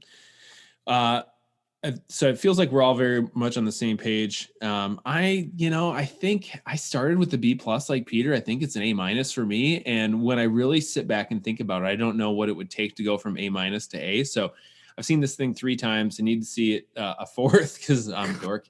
Why not? Variants are flaring up and everything else. So I mean, not going out. Never really started going out much more, but I'm not going out as much even now. So I might as well watch the Suicide Squad for a 4th time. Last question for you two before we wrap and move on to the next topic. Idris Elba as a leading man. What do you think this movie did for Idris Elba, who everyone agrees is cool, like super duper cool, but hasn't really been. He oozes cool. But he's never really had a lot of success leading a movie. Does this change that for him? I'm an Idris fan. I've been an Idris fan since The Office and Pacific Rim. Like those are the things I really kind of discovered him on personally. Like, I mean, his Charles Minor in The Office is absolutely amazing. Yeah. And then to see him as Pentecost as the motivator in Pacific Rim is also really good. So like, and he's also like a DJ, which is great. Like, I mean, the guy does it all. And I soak up Idris like a sponge. I just really do love and when he got COVID, I got like devastated and it was like somebody I knew got the virus. So I actually like really dig this guy and I care about him and all that stuff, as weird as that sounds. But yeah, like I'll go see Idris in almost anything. I still have to see that Dark Tower movie, but like if his name is attached along to it, with the vast majority of movie watchers. yeah. Oh, I did not see that, but I will pop it in at some point. But if Idris's name is on a title card, I'll be there for sure. I don't know if he's as bankable as like, let's say like Will Smith did for like Suicide Squad. I don't think he's on that level. Big Willie style he's his own animal. Yeah. But I mean, I think Idris is a better actor, so you give and take. But I hope that this opens some doors for him because I do think he's a fantastic just talent. Lauer? I mean, you can't forget the 2009 movie Obsessed, where he was Beyonce's husband. That's right. And cheated on her with Ali Larter. Ali Larter, yeah. Hey, that sounds like the life. We got a lot of Varsity Blues references going on in this episode. We got this going on. I don't think he didn't. For me personally, he didn't move the needle. I've really always thought that he was cool. He's a cool cat, and he was good here on every level. I don't think that he didn't hurt his reputation in any way. He just added another successful performance to his resume. I think for me, he stays where he's always been. It moved the needle. It moved the needle for me. This was the first time that I saw him sort of like, Idris isn't just cool and everybody knows he's cool. He's got a great voice and he's a handsome dude, but like, he anchored the heck out of this movie. And I thought, the performance was incredible. And my mom, again, because I get to reference this, and she got to be my sort of general audience person alongside. Mama Grev was like, he's great. Oh, he's really good. He sure swore at his daughter. That wasn't necessary, but like he could yell, and then like he's a good leader, and like the sort of tough guy with a heart of gold thing, it can be paper thin. And this was a really good performance. It took Idris from just being like cool guy that everybody fan cast and everything to me to like, I wanted to see him sort of be the lead anchor Superman. In more movies. Yeah, shoot Superman. Give me that deleted scene. Yeah, sure. Why not? But it's funny because all the main players in this movie are like that. Like they're emotionally driven characters. You've got Ratcatcher and her father. You've got Polka Dot Man and his mother. You've got Idris and his daughter. You've got King Shark and having no friends, right? And the outcast of that group is Peacemaker because he's just a dick and nobody likes him. He doesn't give anything about anybody, right? So it's so fitting the way that movie ends that with all these characters you just care about, and that's the thing. Like he took all these characters, even the no-name people. Like I didn't know who this chick was who played Ratcatcher, but like I fell in love with the character. And Idris is just another version of that. Like he's just a character you fell in love with as soon as he's scraping gum off of a floor one scene, and then next minute he's getting the troops riled together and he's saving the world. It's just magical storytelling, and it's just well done because he's You've got a great director, you've got a great writer, you've got a great actor, and you put it all together, and you got yourself just a great movie. I know we said we're just about to wrap this up, but I would be remiss to mention, because Lauer started to bring up Ratcatcher, and then we also, Peter, you talked about cinematography. I thought the bus flashback, Ratcatcher Brilliant. telling her story of her father and why rats, like, just so well executed from an acting and storytelling standpoint. But then from a technical, to have her sort of lean against this fogged up window, and the window becomes like the movie screen for this story. Mm-hmm. Like, genius bit of storytelling from the way it was shot, the technique behind it, the actors involved there, in the way it sort of emotionally grounds that character. Just delightful. Again, that's I got to figure out why it's not an A for me, because the more I talk about it, the more I question why. Well, It's one of those Ratcatcher, movies you just watch it and you fall more in love with it. so her dad, Taika Waititi, in later on there toward the end, and the quote was something along the lines of, "Rats, the most despised beings of all, have purpose. If rats, the most despised beings of all, have purpose, then so do we all," or something like that. And Yeah. I thought that There's was, so I thought many- that was a good many of line. those lines in the movie. There's I thought that was a great good lines. line. I just thought that was a really good line. Well, let's call that a wrap for now on the Suicide Squad. We didn't get into the box office conversation much, because guess what? The world is a whole crazy bag of nutso right now, and there's a million different reasons why maybe this thing didn't take off the way it would have at another time and place. As things develop, maybe we'll revisit that on future episodes. I wish this made a boatload of money, because it's just that good. Yes. All right, guys, how we feeling? We're a ways in. We It's Lauer's ready, man. He wants to talk about the only thing he loves to talk about. what does Lauer love more than being able to spot any penis that shows up on a movie screen? I want to It's talk on Halloween. Batman Digital Justice, baby. Digital All justice, day, baby. every day. Bring it on. We are not going to talk about that. We're going to move into Batman: The Long Halloween Part 2. This has been out for just a little bit on digital. You could have caught this on digital first. Physical just was released as of this recording 1 week ago in the beginning of August. And man, we did a show. In fact, the very last episode of the Batman on Film podcast, number 186, focused on Batman: The Long Halloween Part 1. And we sang its praises. Lauer, would it be fair to describe it in that way? I think we sang its praises into megaphones for the whole world to hear. Right. Because we dug that movie. The whole world to hear. And we dug everything about it for the most part, from the animation to the voice cast, which expands in Part 2, to the art direction, and even some of the changes that writer Tim Sheridan did to the original story, which we all know Lauer reveres, and we all do. It's very high. Lauer just kind of gets to wear the badge of honor a little bit more, shines it up a little bit brighter than anyone else. And Peter, I know that you probably didn't listen to that episode when I haven't. He's never read the book, so why would he listen to the episode on the movie? Oh, running joke. But Peter just actually watched both parts 1 and 2. Did you combo them? Did you mainline them back to back in one? Yes, it did. Twice. Oh, man, Twice. Hot damn. Pete. I told you I was waiting for the second part. I was like, I'm sitting through this. Oh, you're not going to do that to me. You didn't do it to me with Dark Knight Returns. You're not going to do it to me with Long Halloween. Well, Peter, One story. let's get first your take on, if you can, a little bit, maybe your 30-second review of Part 1 itself. And It's then, utterly masterful. There's nothing to say about it other than that. Like, this is just brilliant storytelling. It's a wonderful adaptation. I appreciate that. I like the differences. I like the changes, no matter how subtle they are. I think there's a lot of Tim Sale in this movie. There's some things aren't. Some things are very Tim Sale. Anyone who complains about the pace of the first movie is absolutely insane. There's so much to digest. If you think this movie's slow, then I can't help you, man. I just think you got to revoke the back card here, because I'll call Jay Oliva. He's the chief of that. But it's absolutely insane to me that anyone say this is slow. There's so much to digest. There's so much to take in.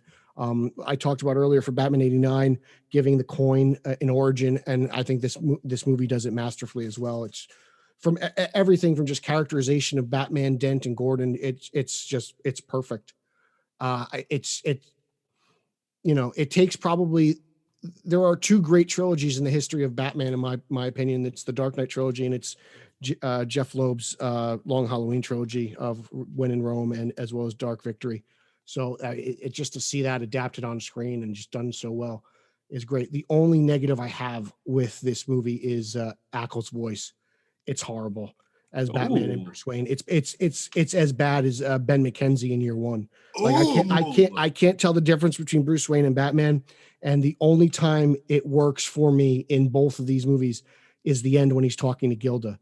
But outside of that, it's not enough to ruin the movie, because even McKenzie can't ruin that movie.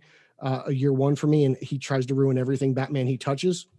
But I Ben McKenzie slander. Yeah, I can't. Well, he's a big part of Gotham. But like, yeah, outside of Ackles' voice, I think everything is, that's the only negative in my opinion in both parts, in all 3 hours. And it sucks because he's Batman, and I'm just like, man, you are just, I feel the great Wes Gleason couldn't do you wonders, brother. So listeners, we record this with a video element, and we just post the audio. I legitimately right now can't tell if Lauer's feed has frozen or if he is just hung slack-jawed in surprise and amazement at what Peter just dropped on the podcast here. That took some strength. Yeah, that took some strength. That jaw was dropped. You held that a long time. Woo! Yeah. He's and back, that's though. something if you listen to my other shows, listen to Straight Outta Gotham, this is something I've had an issue with from the trailer. It hasn't worked for me since then, and it still hasn't. And I know he has played Batman before, right? No, this is his first time. Oh, he's played Red Hood. This is his Red Hood. So I mean, I miss Mara. I mean, what's his name? Man, who did it in Gotham by Gaslight? That guy's done. Greenwood. I forget what his name is. Bruce Greenwood was under the Red Hood. And then in Young Justice and Gotham by I mean, he's great. Ackles just doesn't do it for me, man. It's bad. It's bad. Lauer, there must have been so many thoughts running through your mind as you stood there frozen in just shock and disbelief at what you're hearing. Please enlighten the listener some of what's running through your brain there. I love Peter Verra. Peter R. Verra. I do. He is allowed to have a different opinion than I do. He had a different one. That's the Jensen that I heard. It was, to me, was and I mean this respectfully, it finally was not just Jensen Ackles, because I've been a big fan of Jensen Ackles since I started watching Supernatural 2 episodes into its first season when it was airing on CW. And stuff that he's been in, I've always dug the guy, but I felt like, oh, he's Jensen Ackles in everything that he does. And this was the first time that I thought like, oh, he's different than what he's done before. His vocalization is much different than I think, had I not known and somebody just said, hey, listen to this, it would take me a little while to realize that's Jensen Ackles. So it surprises me, but also it's not like I'm going to lose any sleep over it. Yeah, darn it. I'm so mad that Peter didn't like this voice actor as much as I did. But it's just the voice. The writing is brilliant. Like Sheridan crushes this. It's just the way he delivers his voice. I'm just not a fan of just.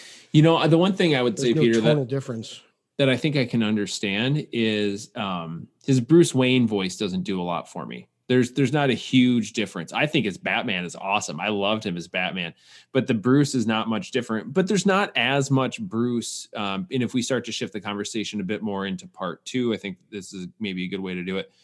There's not as much Bruce in part 2 as there is in 1. And that is largely because the Bruce that we spend time with in the beginning of the movie is under the influence of Lauer, drop the sound for me. You know what I want to hear.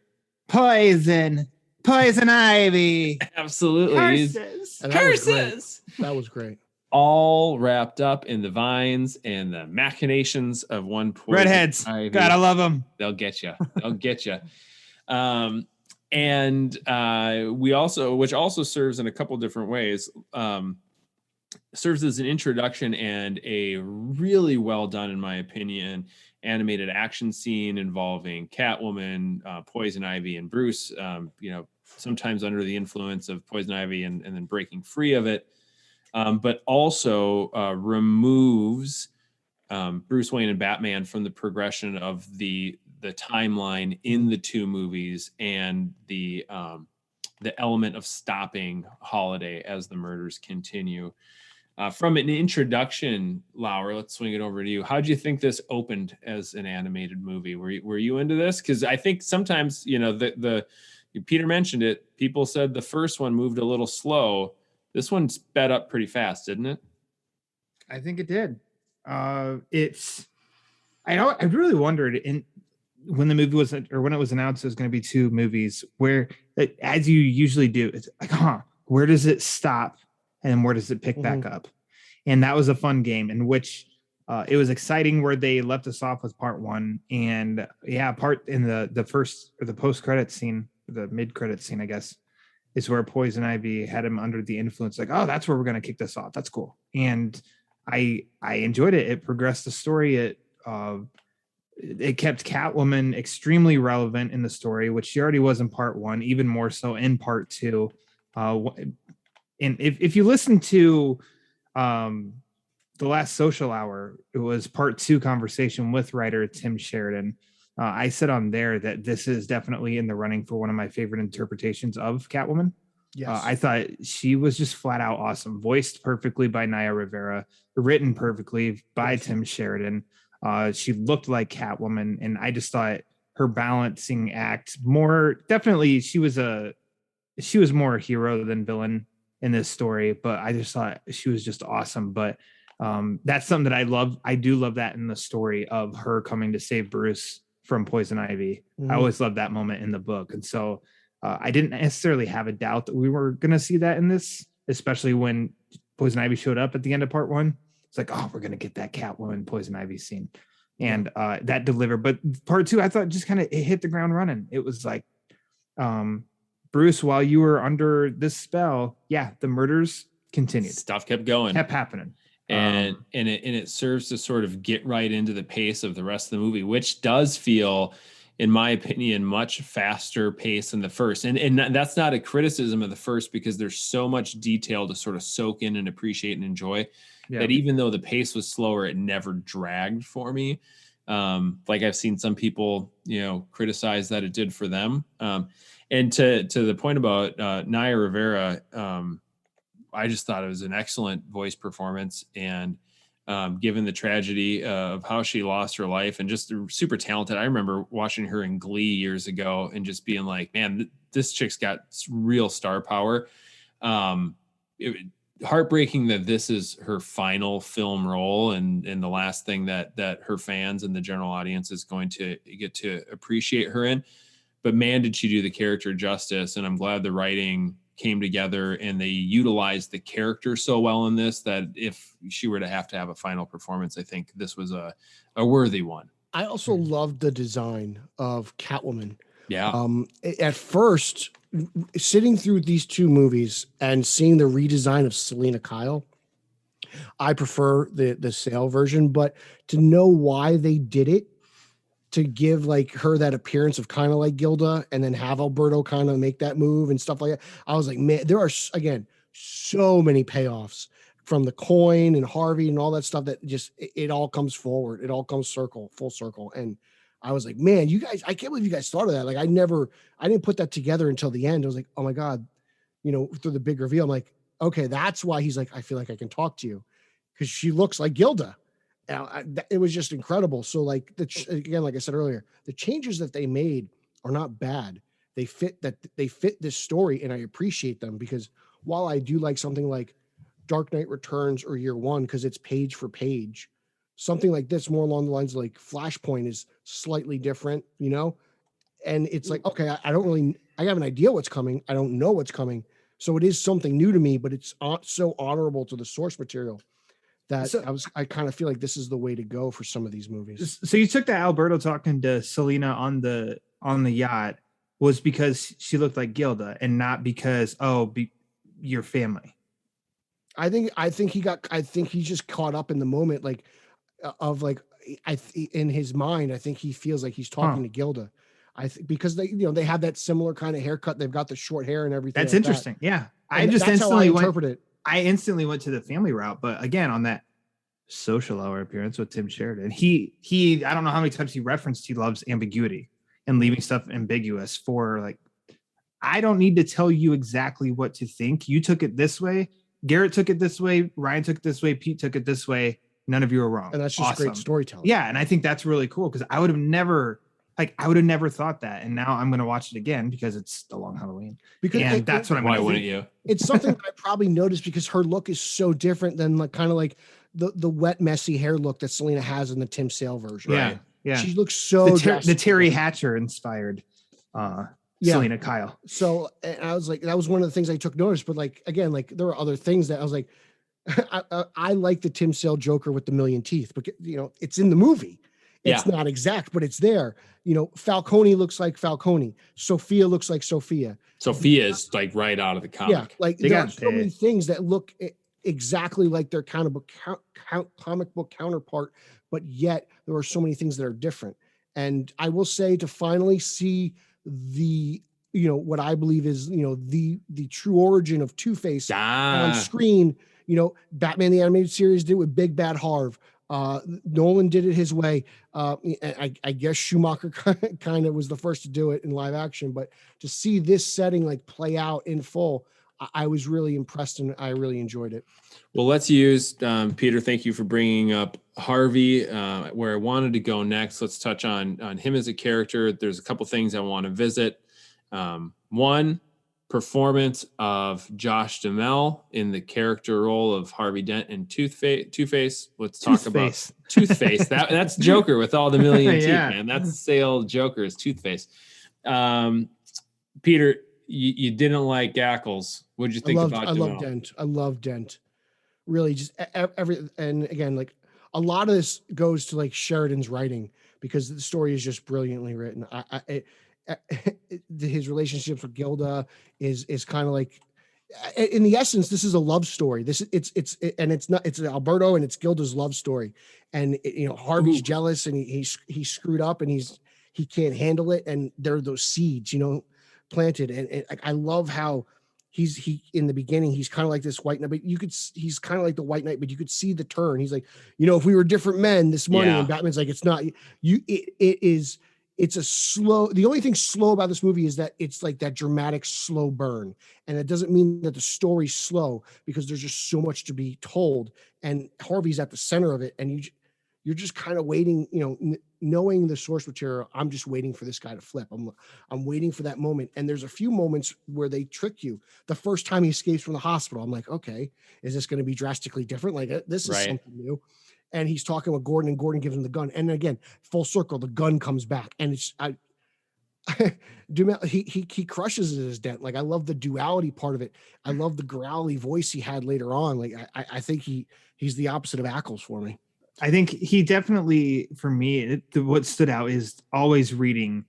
And I remembered always, like the first time that I read it, of in the courtroom after he gets the acid in the face and how, you know, Bruce says, I'll never forget his screaming.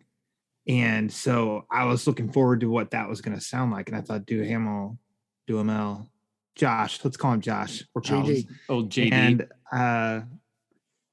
it, like, he delivered. Like that was a very effective scream in that part with that deep, big bad hard voice. Like that's pretty incredible. And I'd asked if that was all him because I'm like, I could totally believe that this is sound effects because that is, you have a very sore throat that's completely dry, like sort of, I don't know how somebody can go that deep and make it sound that gravel. And he said, yeah, it was all him. It was all Josh. I'm like, that was great. Hey, I'm gonna show my hand here, Lauer. I haven't listened to that social hour yet. How dare you? I know, ridiculous. But I was gonna ask, do you think they used a patch or modulation? Yeah. I asked him that specifically because I was like, I'm so impressed by the different tones here, and he said it was all Josh, and so I think that's very impressive. And then the performance itself is just really, really good too. So. Well, and one of the things I was wondering if either of you would touch on, and I'll just say it for me, I didn't hear old JD, Josh Duhamel in this performance. Like I didn't hear Fergie's husband. No. No, I didn't. Yeah, ex-husband. Yeah. I think. I don't know. I can't. Oh, whoops. I'm a little bit behind on my Black Eyed Peas gossip, but I don't think I they're haven't together. had my lunch with them COVID time. So Yeah, right. yeah. So like this was one of the ones where sometimes things can feel a bit stunt casty when you bring in somebody as well known as JD to play a role, because you're like, okay, well, they're just going to read the lines, they're using them to sound like them. Is the performance going to be great? And this dude threw himself at this performance. I was amazed. Never once was I was like, yeah, that's the guy that has the smaller part in the Transformer movies. Like, like that's the guy from TV's Las Vegas. It was like, oh my gosh, this is Wasn't great. he Tad Hamilton? Yes, He was. Yeah, I love yeah. Tad Hamilton. Tad Hamilton. Like, this was just a great Harvey Dent voice performance, Yes, and I was amazed by how, like, Laura, to your point, like, deep and visceral it gets and painful sounding. And you think about what that does for the performance. It was really pretty incredible.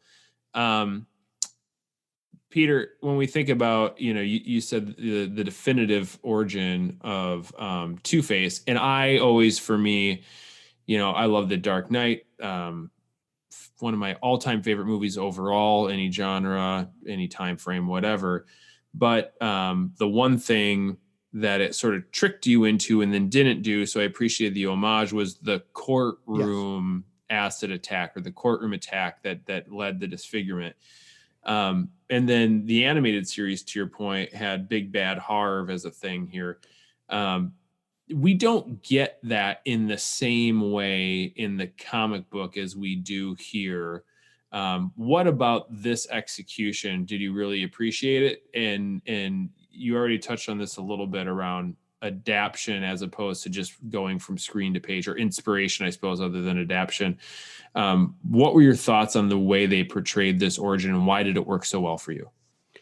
It's one of those things where, like, I feel like I haven't really seen, like, again, the closest we've gotten to this is probably Schumacher, right? Like that's the closest. In the flashback or newsreel or whatever. That's kind of about it. And it happens really quickly, but to see Dent in the courtroom, and, you can see the personality starting to change. You could feel the tension and the unsettlement within Harvey Dent himself. And then it's cool to see Maroney just be like, you want some, I don't know, Pepsid, like it's cool because like, we've all been to court for traffic violations. Obviously we haven't murdered anyone. Well, I mean, unless you're in prison listening to this. So, like, I kind of think it's very creative to, I don't know, put some acid in some sort of bottle and get it through a metal detector and try to, assassinate a public servant. Like, I think that's a really cool criminal aspect. And I'm just happy to finally see it, like, unfold.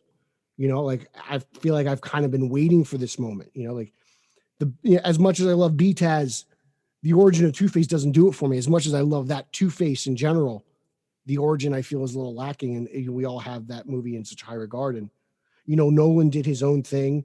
And there is that little bit of homage in earlier on in the movie. So it's like, that was a different time. You kind of just take what you can get. Right. Right. And you just enjoy the fact that, like, I appreciate it. It's like the black suit in Man of Steel. I was like, this is better than in Justice League. I appreciate this a lot more. It's like any chance that you got where you could say, like, oh, look, the directors and the writers actually know stuff about the source material. I don't care that they didn't do it, but they winked at it. That's good enough for me. Yeah, like back in the old days. But right.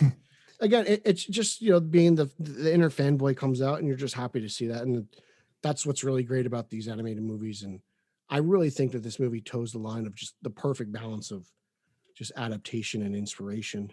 I really do. Now, there's a little bit more potentially, because it depends on how far you read into the comic book.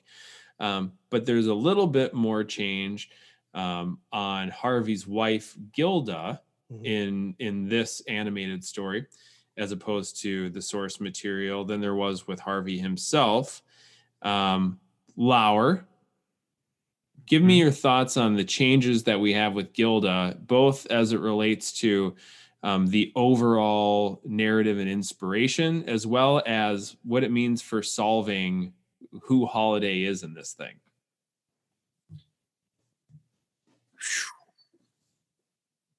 It definitely sticks to the book while also being its own thing. With Gilda specifically,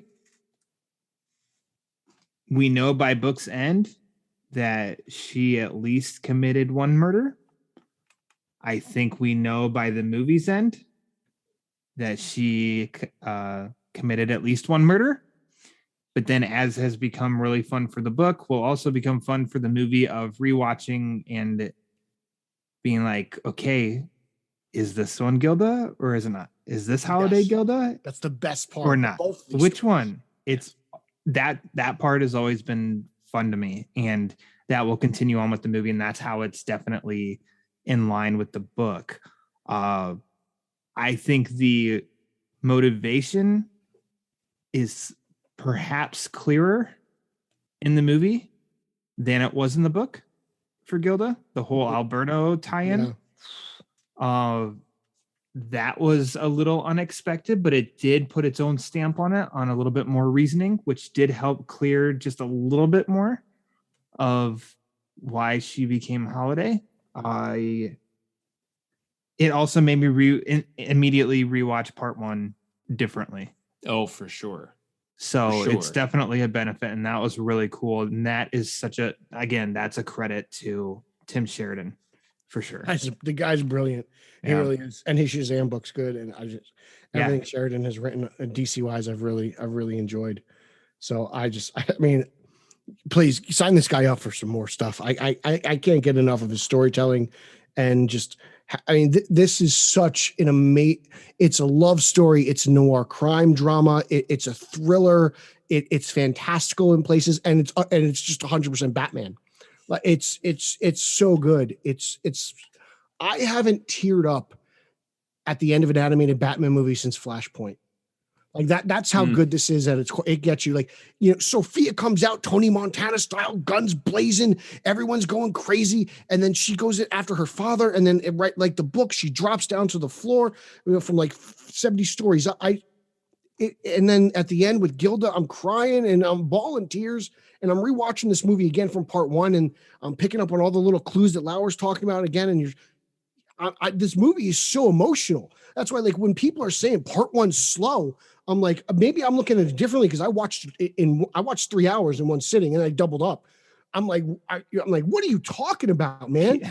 Peter, I'm sorry. The wait for me is such a huge factor in this, that I love the whole 3 hour. It flew by. Like, and like, I have problems sometimes. Like I mentioned Justice League earlier, 4 hour movie's rough, but like this movie flies by. Peter Reginald Verra, I am so glad that you did not wait until Rodney. Okay, Peter Rodney Verra. Rodney, that brings back memories of college. I'm so glad that you didn't wait until it's re-released next year to watch it for the first time. I will buy. You're not going to cheat me out of money. I will buy it as one disc, but I will gladly watch it. I mean, I'm watching it right now. I've literally spent a lot of time watching this movie because I think it's brilliant. It's top 4 DC animated movies all time for me. Yeah. I don't want to try to when Rick used to be on the podcast more, you think he'd be wrapping up and be like, real quick, everybody, what's your top 10 whatever? I don't want to get top into 10 Star Wars moments in alphabetical order. Yeah, right. But this is, I mean, I agree with you. It's way far up there. And Lauer, I think to your point, the change to Gilda makes some things more clear. It makes other things less clear. And it opens up an opportunity to have more fun with the movie, to go back and say, when did you tell me this and I missed it? Was it there? And so along with Gilda and the changing motivations and relationships between her and the Falcones, and like, I did ask myself on part 1, I'm like, man, they're making Gilda smoke a ton of cigs here. Like, this seems like this is clearly a choice. I wonder It's what very the choice 90s. is. Yeah. But then she was with Alberto, who has been known to be a chain smoker. Alberto. Yeah, forever. And they just like to sit together and smoke cigs, I guess. If this was modern times, they'd be vaping. Yeah, sure. Yeah, they'd be hitting the old Juul or whatever the kids like to do. But in in the same way that became more or less clear in some ways, I wondered a bit more about having such a definitive stamp on the end of it without resolution, without a real resolution. Do you think that would take away from anyone that's just watching this animated movie without, somehow they must be out there, without having read the long run comic book before that? Like, does it make it less accessible in some way? Could that potentially be some sort of criticism for this? I'd love to know your thoughts. General audience that I've encountered, I can't speak for a whole general audience. I can say for people that I encounter sometimes with general audience, they do like the ending presented to them. Sure. A lot. So with this movie, I mean, the ending, there was an ending presented of it, almost was a full-on confession by Gilda at the very end. Right. So there's your resolution. And I just want to answer that part and pass it to Peter before I go into another element that I wanted to ask you about, Garrett. So go ahead, Pete. I think the only thing that would hold this back from the general audience, other than the fact that it's an animated movie, is just the runtime. You know, the movie ends on a cliffhanger. I feel like you're kind of waiting for like the resolution of who is Holiday and what's going on, and sit 3 hours for an animated film. I don't know many non-fanboys who are going to do that, but I don't think you can. I don't think you necessarily need. If you haven't read the book, you can watch the movie. Like, you know what I'm saying? Like, you don't need to have one to have the other. They are perfect on their own, but they complement each other so well. They're a richer experience together, in my opinion. Yeah, no, it definitely enhances the experience, but I don't, like I said, they can totally stand on their own. Lauer, you're going someplace next. Where was it? The thoughts on Batman after Gilda confesses. I think that might be the biggest part that people could question and not be okay with this movie over. Is basically you have a murderer confessing to Batman, and then Batman just says that, "Are you done?" "Yeah, Holiday's finished." And then he goes up the steps. To many people, and this was also said by Tim Sheridan, of he'd seen that criticism, and he wasn't knocking anybody who thought that, but he said, but the story ends, you don't, like, as far as we know, Gordon and his men could be up those steps, and as soon as Batman goes up, yes, Gordon and his men can go down the stairs and arrest Gilda. Gilda can come up and gets arrested. Batman could wait and take her to Jesus. The story, he could be hiding in a tree and just get her with a batarang, bing, and just, all right, well, let's go. That flipped a little on me, because it was like, okay, Batman needed the confession. He got the confession. I need to know that it's done. It's finished. That makes so much sense that you can, if you want, to just be like, Batman did just leave, because he is pretty young still, that he just left. And he's like, whatever, it's a real sticky wicket here. So this is how I interpreted it.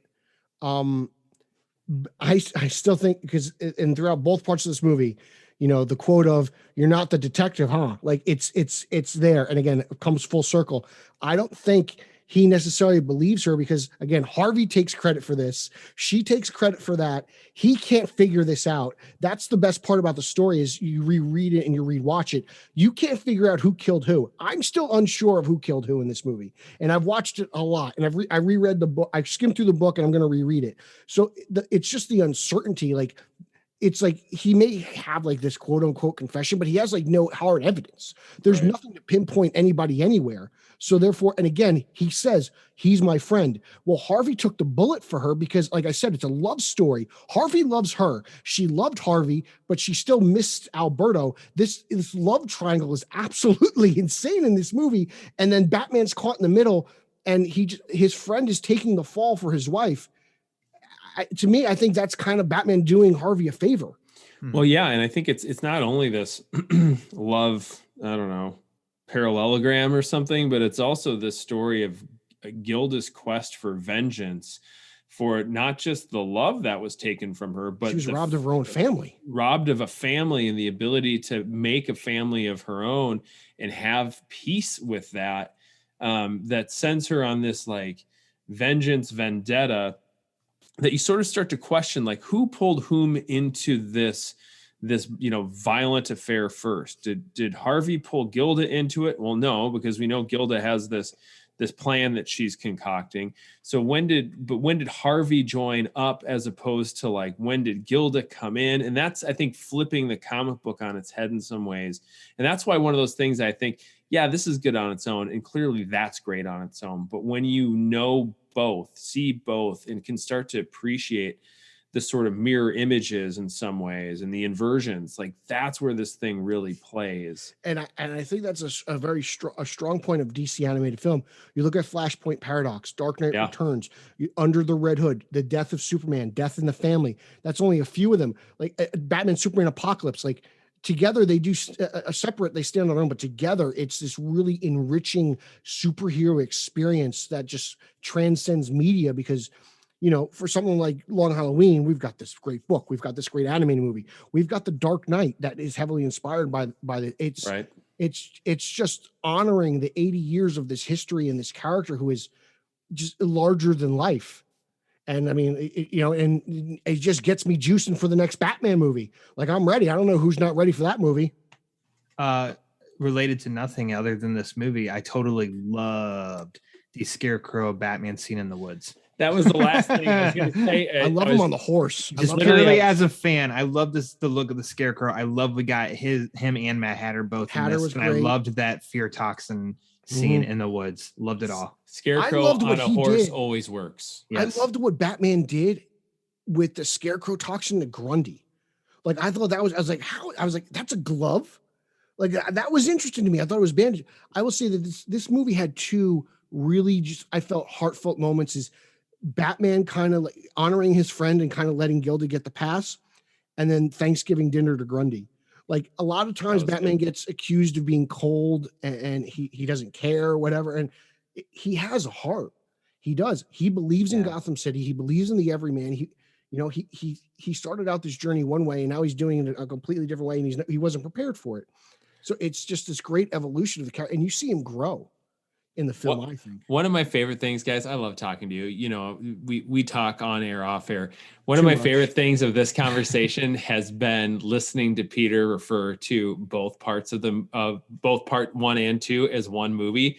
And I don't have the self-control to have waited to watch them together, but I'm jealous that I didn't, because it makes me think like, oh, wait, Thanksgiving, that was part 1. Peter's talking about this movie and that movie together because it's a really holistic experience. And while there are tonal and thematic differences between this, you really just sort of watch it as one story arc that can be appreciated and absorbed in 2 sittings if need be. Scarecrow, Lauer, I'm glad you mentioned that.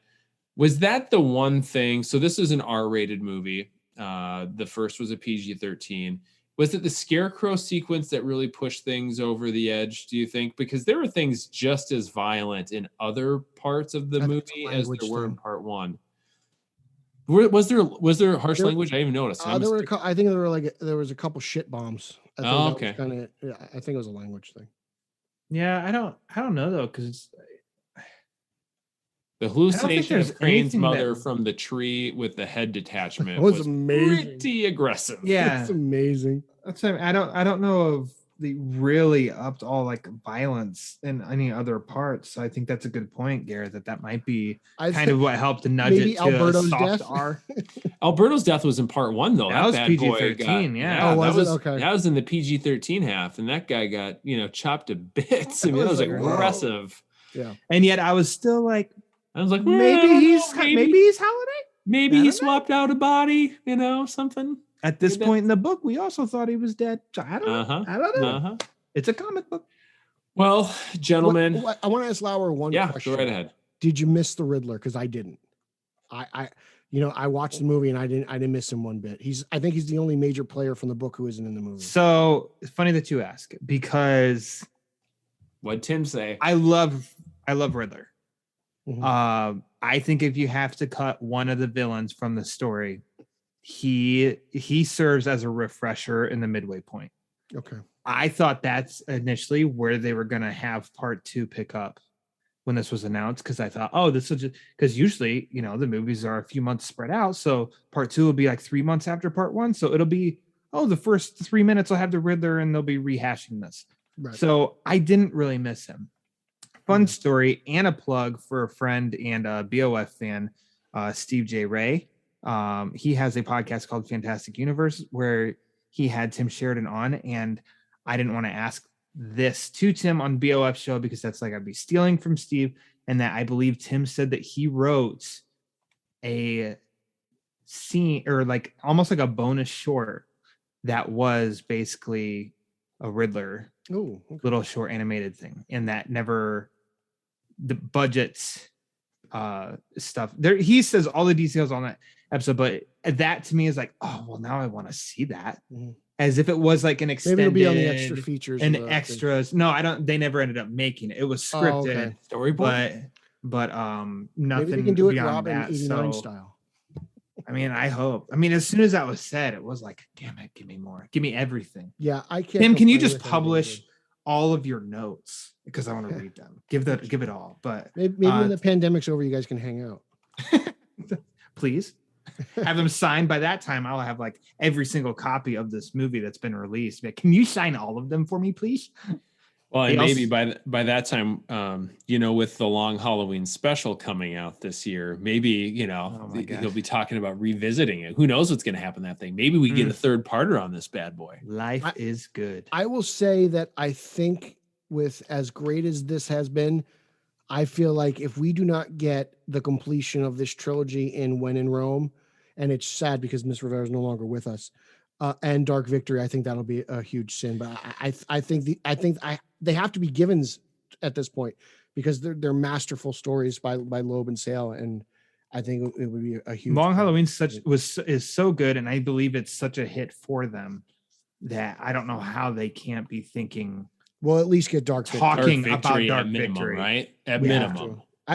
When in Rome might be a stretch, but like, I mean, you guys have read that. That thing is absolutely brilliant. And right. You see, I mean, that stuff is planted in the movie. There. It's there entirely. It's there. And the Roman knows who she is. Yep. You know, he knows exactly who Selena is. Lauer, maybe which is probably why he didn't want Gilda in the first place. If you think about it, it comes full circle. Maybe he sees that woman in Gilda. He's like, I've got the daughter. It's so deep. It's so deep. Like I want to kiss the ground that Tim Sheridan walks on. The man is brilliant. Now that Lauer's buddies with him, maybe you can send him our episode of your podcast where we talk the Batman Book Club, where we talk have about Jason Ackles listen to. No. Send it to Ackles. He did just fine. But we Tim can wouldn't Dark last Victory. this episode. Pete, you just ruined all of this as soon as you said that you didn't like Jensen Ackles in this movie. Sorry, that's the only thing that didn't work. And Garrett, you're in for a big writing. You're in for a big surprise because in that social hour, make sure you watch it on YouTube because the shirt Tim Sheridan is wearing is perfecto. I did see. You already saw it. Okay. I saw a screenshot of that. Is he wearing a Viking shirt? No, he's supporting somebody's podcast. Oh, it's your shirt. Okay, it's great. Lauer's shirt. It's the Batman Book Club shirt. Wonderful. Yeah, I know. Justin. I was humbled. Well, guys, lovely conversation. Peter, I'm going to let you give a letter grade for the two together because that's how you've been thinking about it, and that's how A+. It's absolutely brilliant. A+ from me. There you go. Top Garrett. 4 DC animated film all time. And I'm an A. It's a rock solid A for me. Part 2 in particular was an A. Part 1 for me was an A as well. So A all together. I guess like the 2 A's together probably means I should give it the bump to A+ because after I saw how good part 1 was, I'm like, well, good luck matching that for part 2. And they definitely did. Yeah. Well, listeners, we started early in the show, kind of guessing at how long the runtime is. I always got to tweak a couple little things, and then we add some music on the beginning and end. So we'll get an answer to that, and I'll tweet that out. But we have come to the conclusion of this mega giant size episode. We have covered Catwoman Hunted. We've covered Titans season 3, Batman 89, the Suicide Squad, and the Long Halloween part 2. And I don't feel like we really shortchanged anything. Plus, I hope you had a fun time joining us back in for another game of What Are You? And some chuckles with me and my buddies, Ryan and Peter. Guys, Peter, let's start with you. Would you do some plugs, please? The people love listening to you. Where can they find more of you? You can follow me on social media. That's Twitter, Instagram, and Zack Snyder's favorite Vero at Pete Illustrated. You can follow podcast number 1 that I co-host with the champion of Long Island, Eric Holzman, Straight Outta Gotham at straight_O_G on both Twitter and Instagram. Check out our Facebook page and our Facebook group, Straight Outta Gotham. Check out podcast number 2, the Italian Spider-Man Podcast Coalition that I co-host with Sausage and Meatball. That's Nico and Nick Caruso, Chicago's finest. We talk a lot of things Spider-Man. Also follow at Team Yellow Oval on Twitter as we are just basking in the glory of the return of Keaton and all things Oval. Make sure that you participate in the hashtag Ooxis roll call as we just make a lot of noise and just tell Ray Porter how much we love him and his interpretation of Darkseid/Ooxis. You can follow all my comic book reviews on Batman on Film proper. I've got toy reviews and interviews with Michael Uslan and Lauren Lester, Kevin Conroy on Batman on Film YouTube. Check that out. And if I missed anything, I'm sorry, but I'll be around to just flood your feed with more nonsense. Love it. Peter, Ryan, on to you. What do you got, man? Mr. Grev, as always, thanks for having me on. Always a pleasure talking to you and Peter Rutherford Verra. You can follow me on the Twitter at Lauer_Ryan. Lauer, Peter. Spelled like lower. Thank you. Or you can follow my podcast at the Batman BC. Spelled like Batman BC. Thank you. Both of these gentlemen have been on many times. Great discussions with both each and every time. You can also follow my writings and my reviews, an interview with Lee Bermejo, and review of the Batwing desk lamp, and a review on a Lego Batman cowl on BOF proper. And make sure that you do check out on YouTube the latest Social Hour episode where Bill, Micah Ramey, and I interview Tim Sheridan for part 2 of The Long Halloween. And if you haven't watched the first interview with him that dropped at the end of June, look that one up too, because Tim is freaking awesome. Yes, he very is. Enthusiastic. He's very knowledgeable. He's a massive fan of this stuff. He's very generous with his time, the information that he gives on everything. It's a great listen. You may not like me or Bill, and that's fine, but you should like Tim Sheridan. So it's worth listening just for that. I can't imagine. Couldn't be me. Love you too. And when I listened to part 1, just had a really enjoyable time. Super insightful, super thoughtful, creative mind. So I will be making time to listen to part 2 because I love conversations. I love to keep them going. And if you'd like to keep the conversation going, please follow us over at Batman on Film. The Twitter handle you can follow for all the news feeds and updates is at the Batman on Film. And as I mentioned, you can follow me at GARRETWATO. That's Garret Wato. And anything you would like to hear about, suggestions, questions, comments, give me an email at garret.grev@batman-on-film.com. Man, if you'd like to read words that I write and not just hear words that I say, I also review some comic books and every once in a while a movie. You can head over to batmanonfilm.com. The original, the definitive. Wait, Peter, you're better at it. Do it. Butchered that one. No, it's been a while. Let's hear a while. Let's hear it, Peter. It's authoritative, definitive, the dead gone original. Yeah, that's what it is. Go to that website because it's great. Oops. And Oopsis. And listeners, I'd love to remind you, it's important. It's not who you are underneath. It's what you do that defines you. Thank you for listening. I'm going to keep that curses in there. You have been listening to the official podcast of the one and only Batman on Film website. On Twitter, follow BOF at Batman on Film and the Batman Podcast Network at BatPod Network. For Jet and everyone at Batman on Film, I'm announcer Rachel. Thanks for listening to the authoritative, definitive, the original Batman on Film.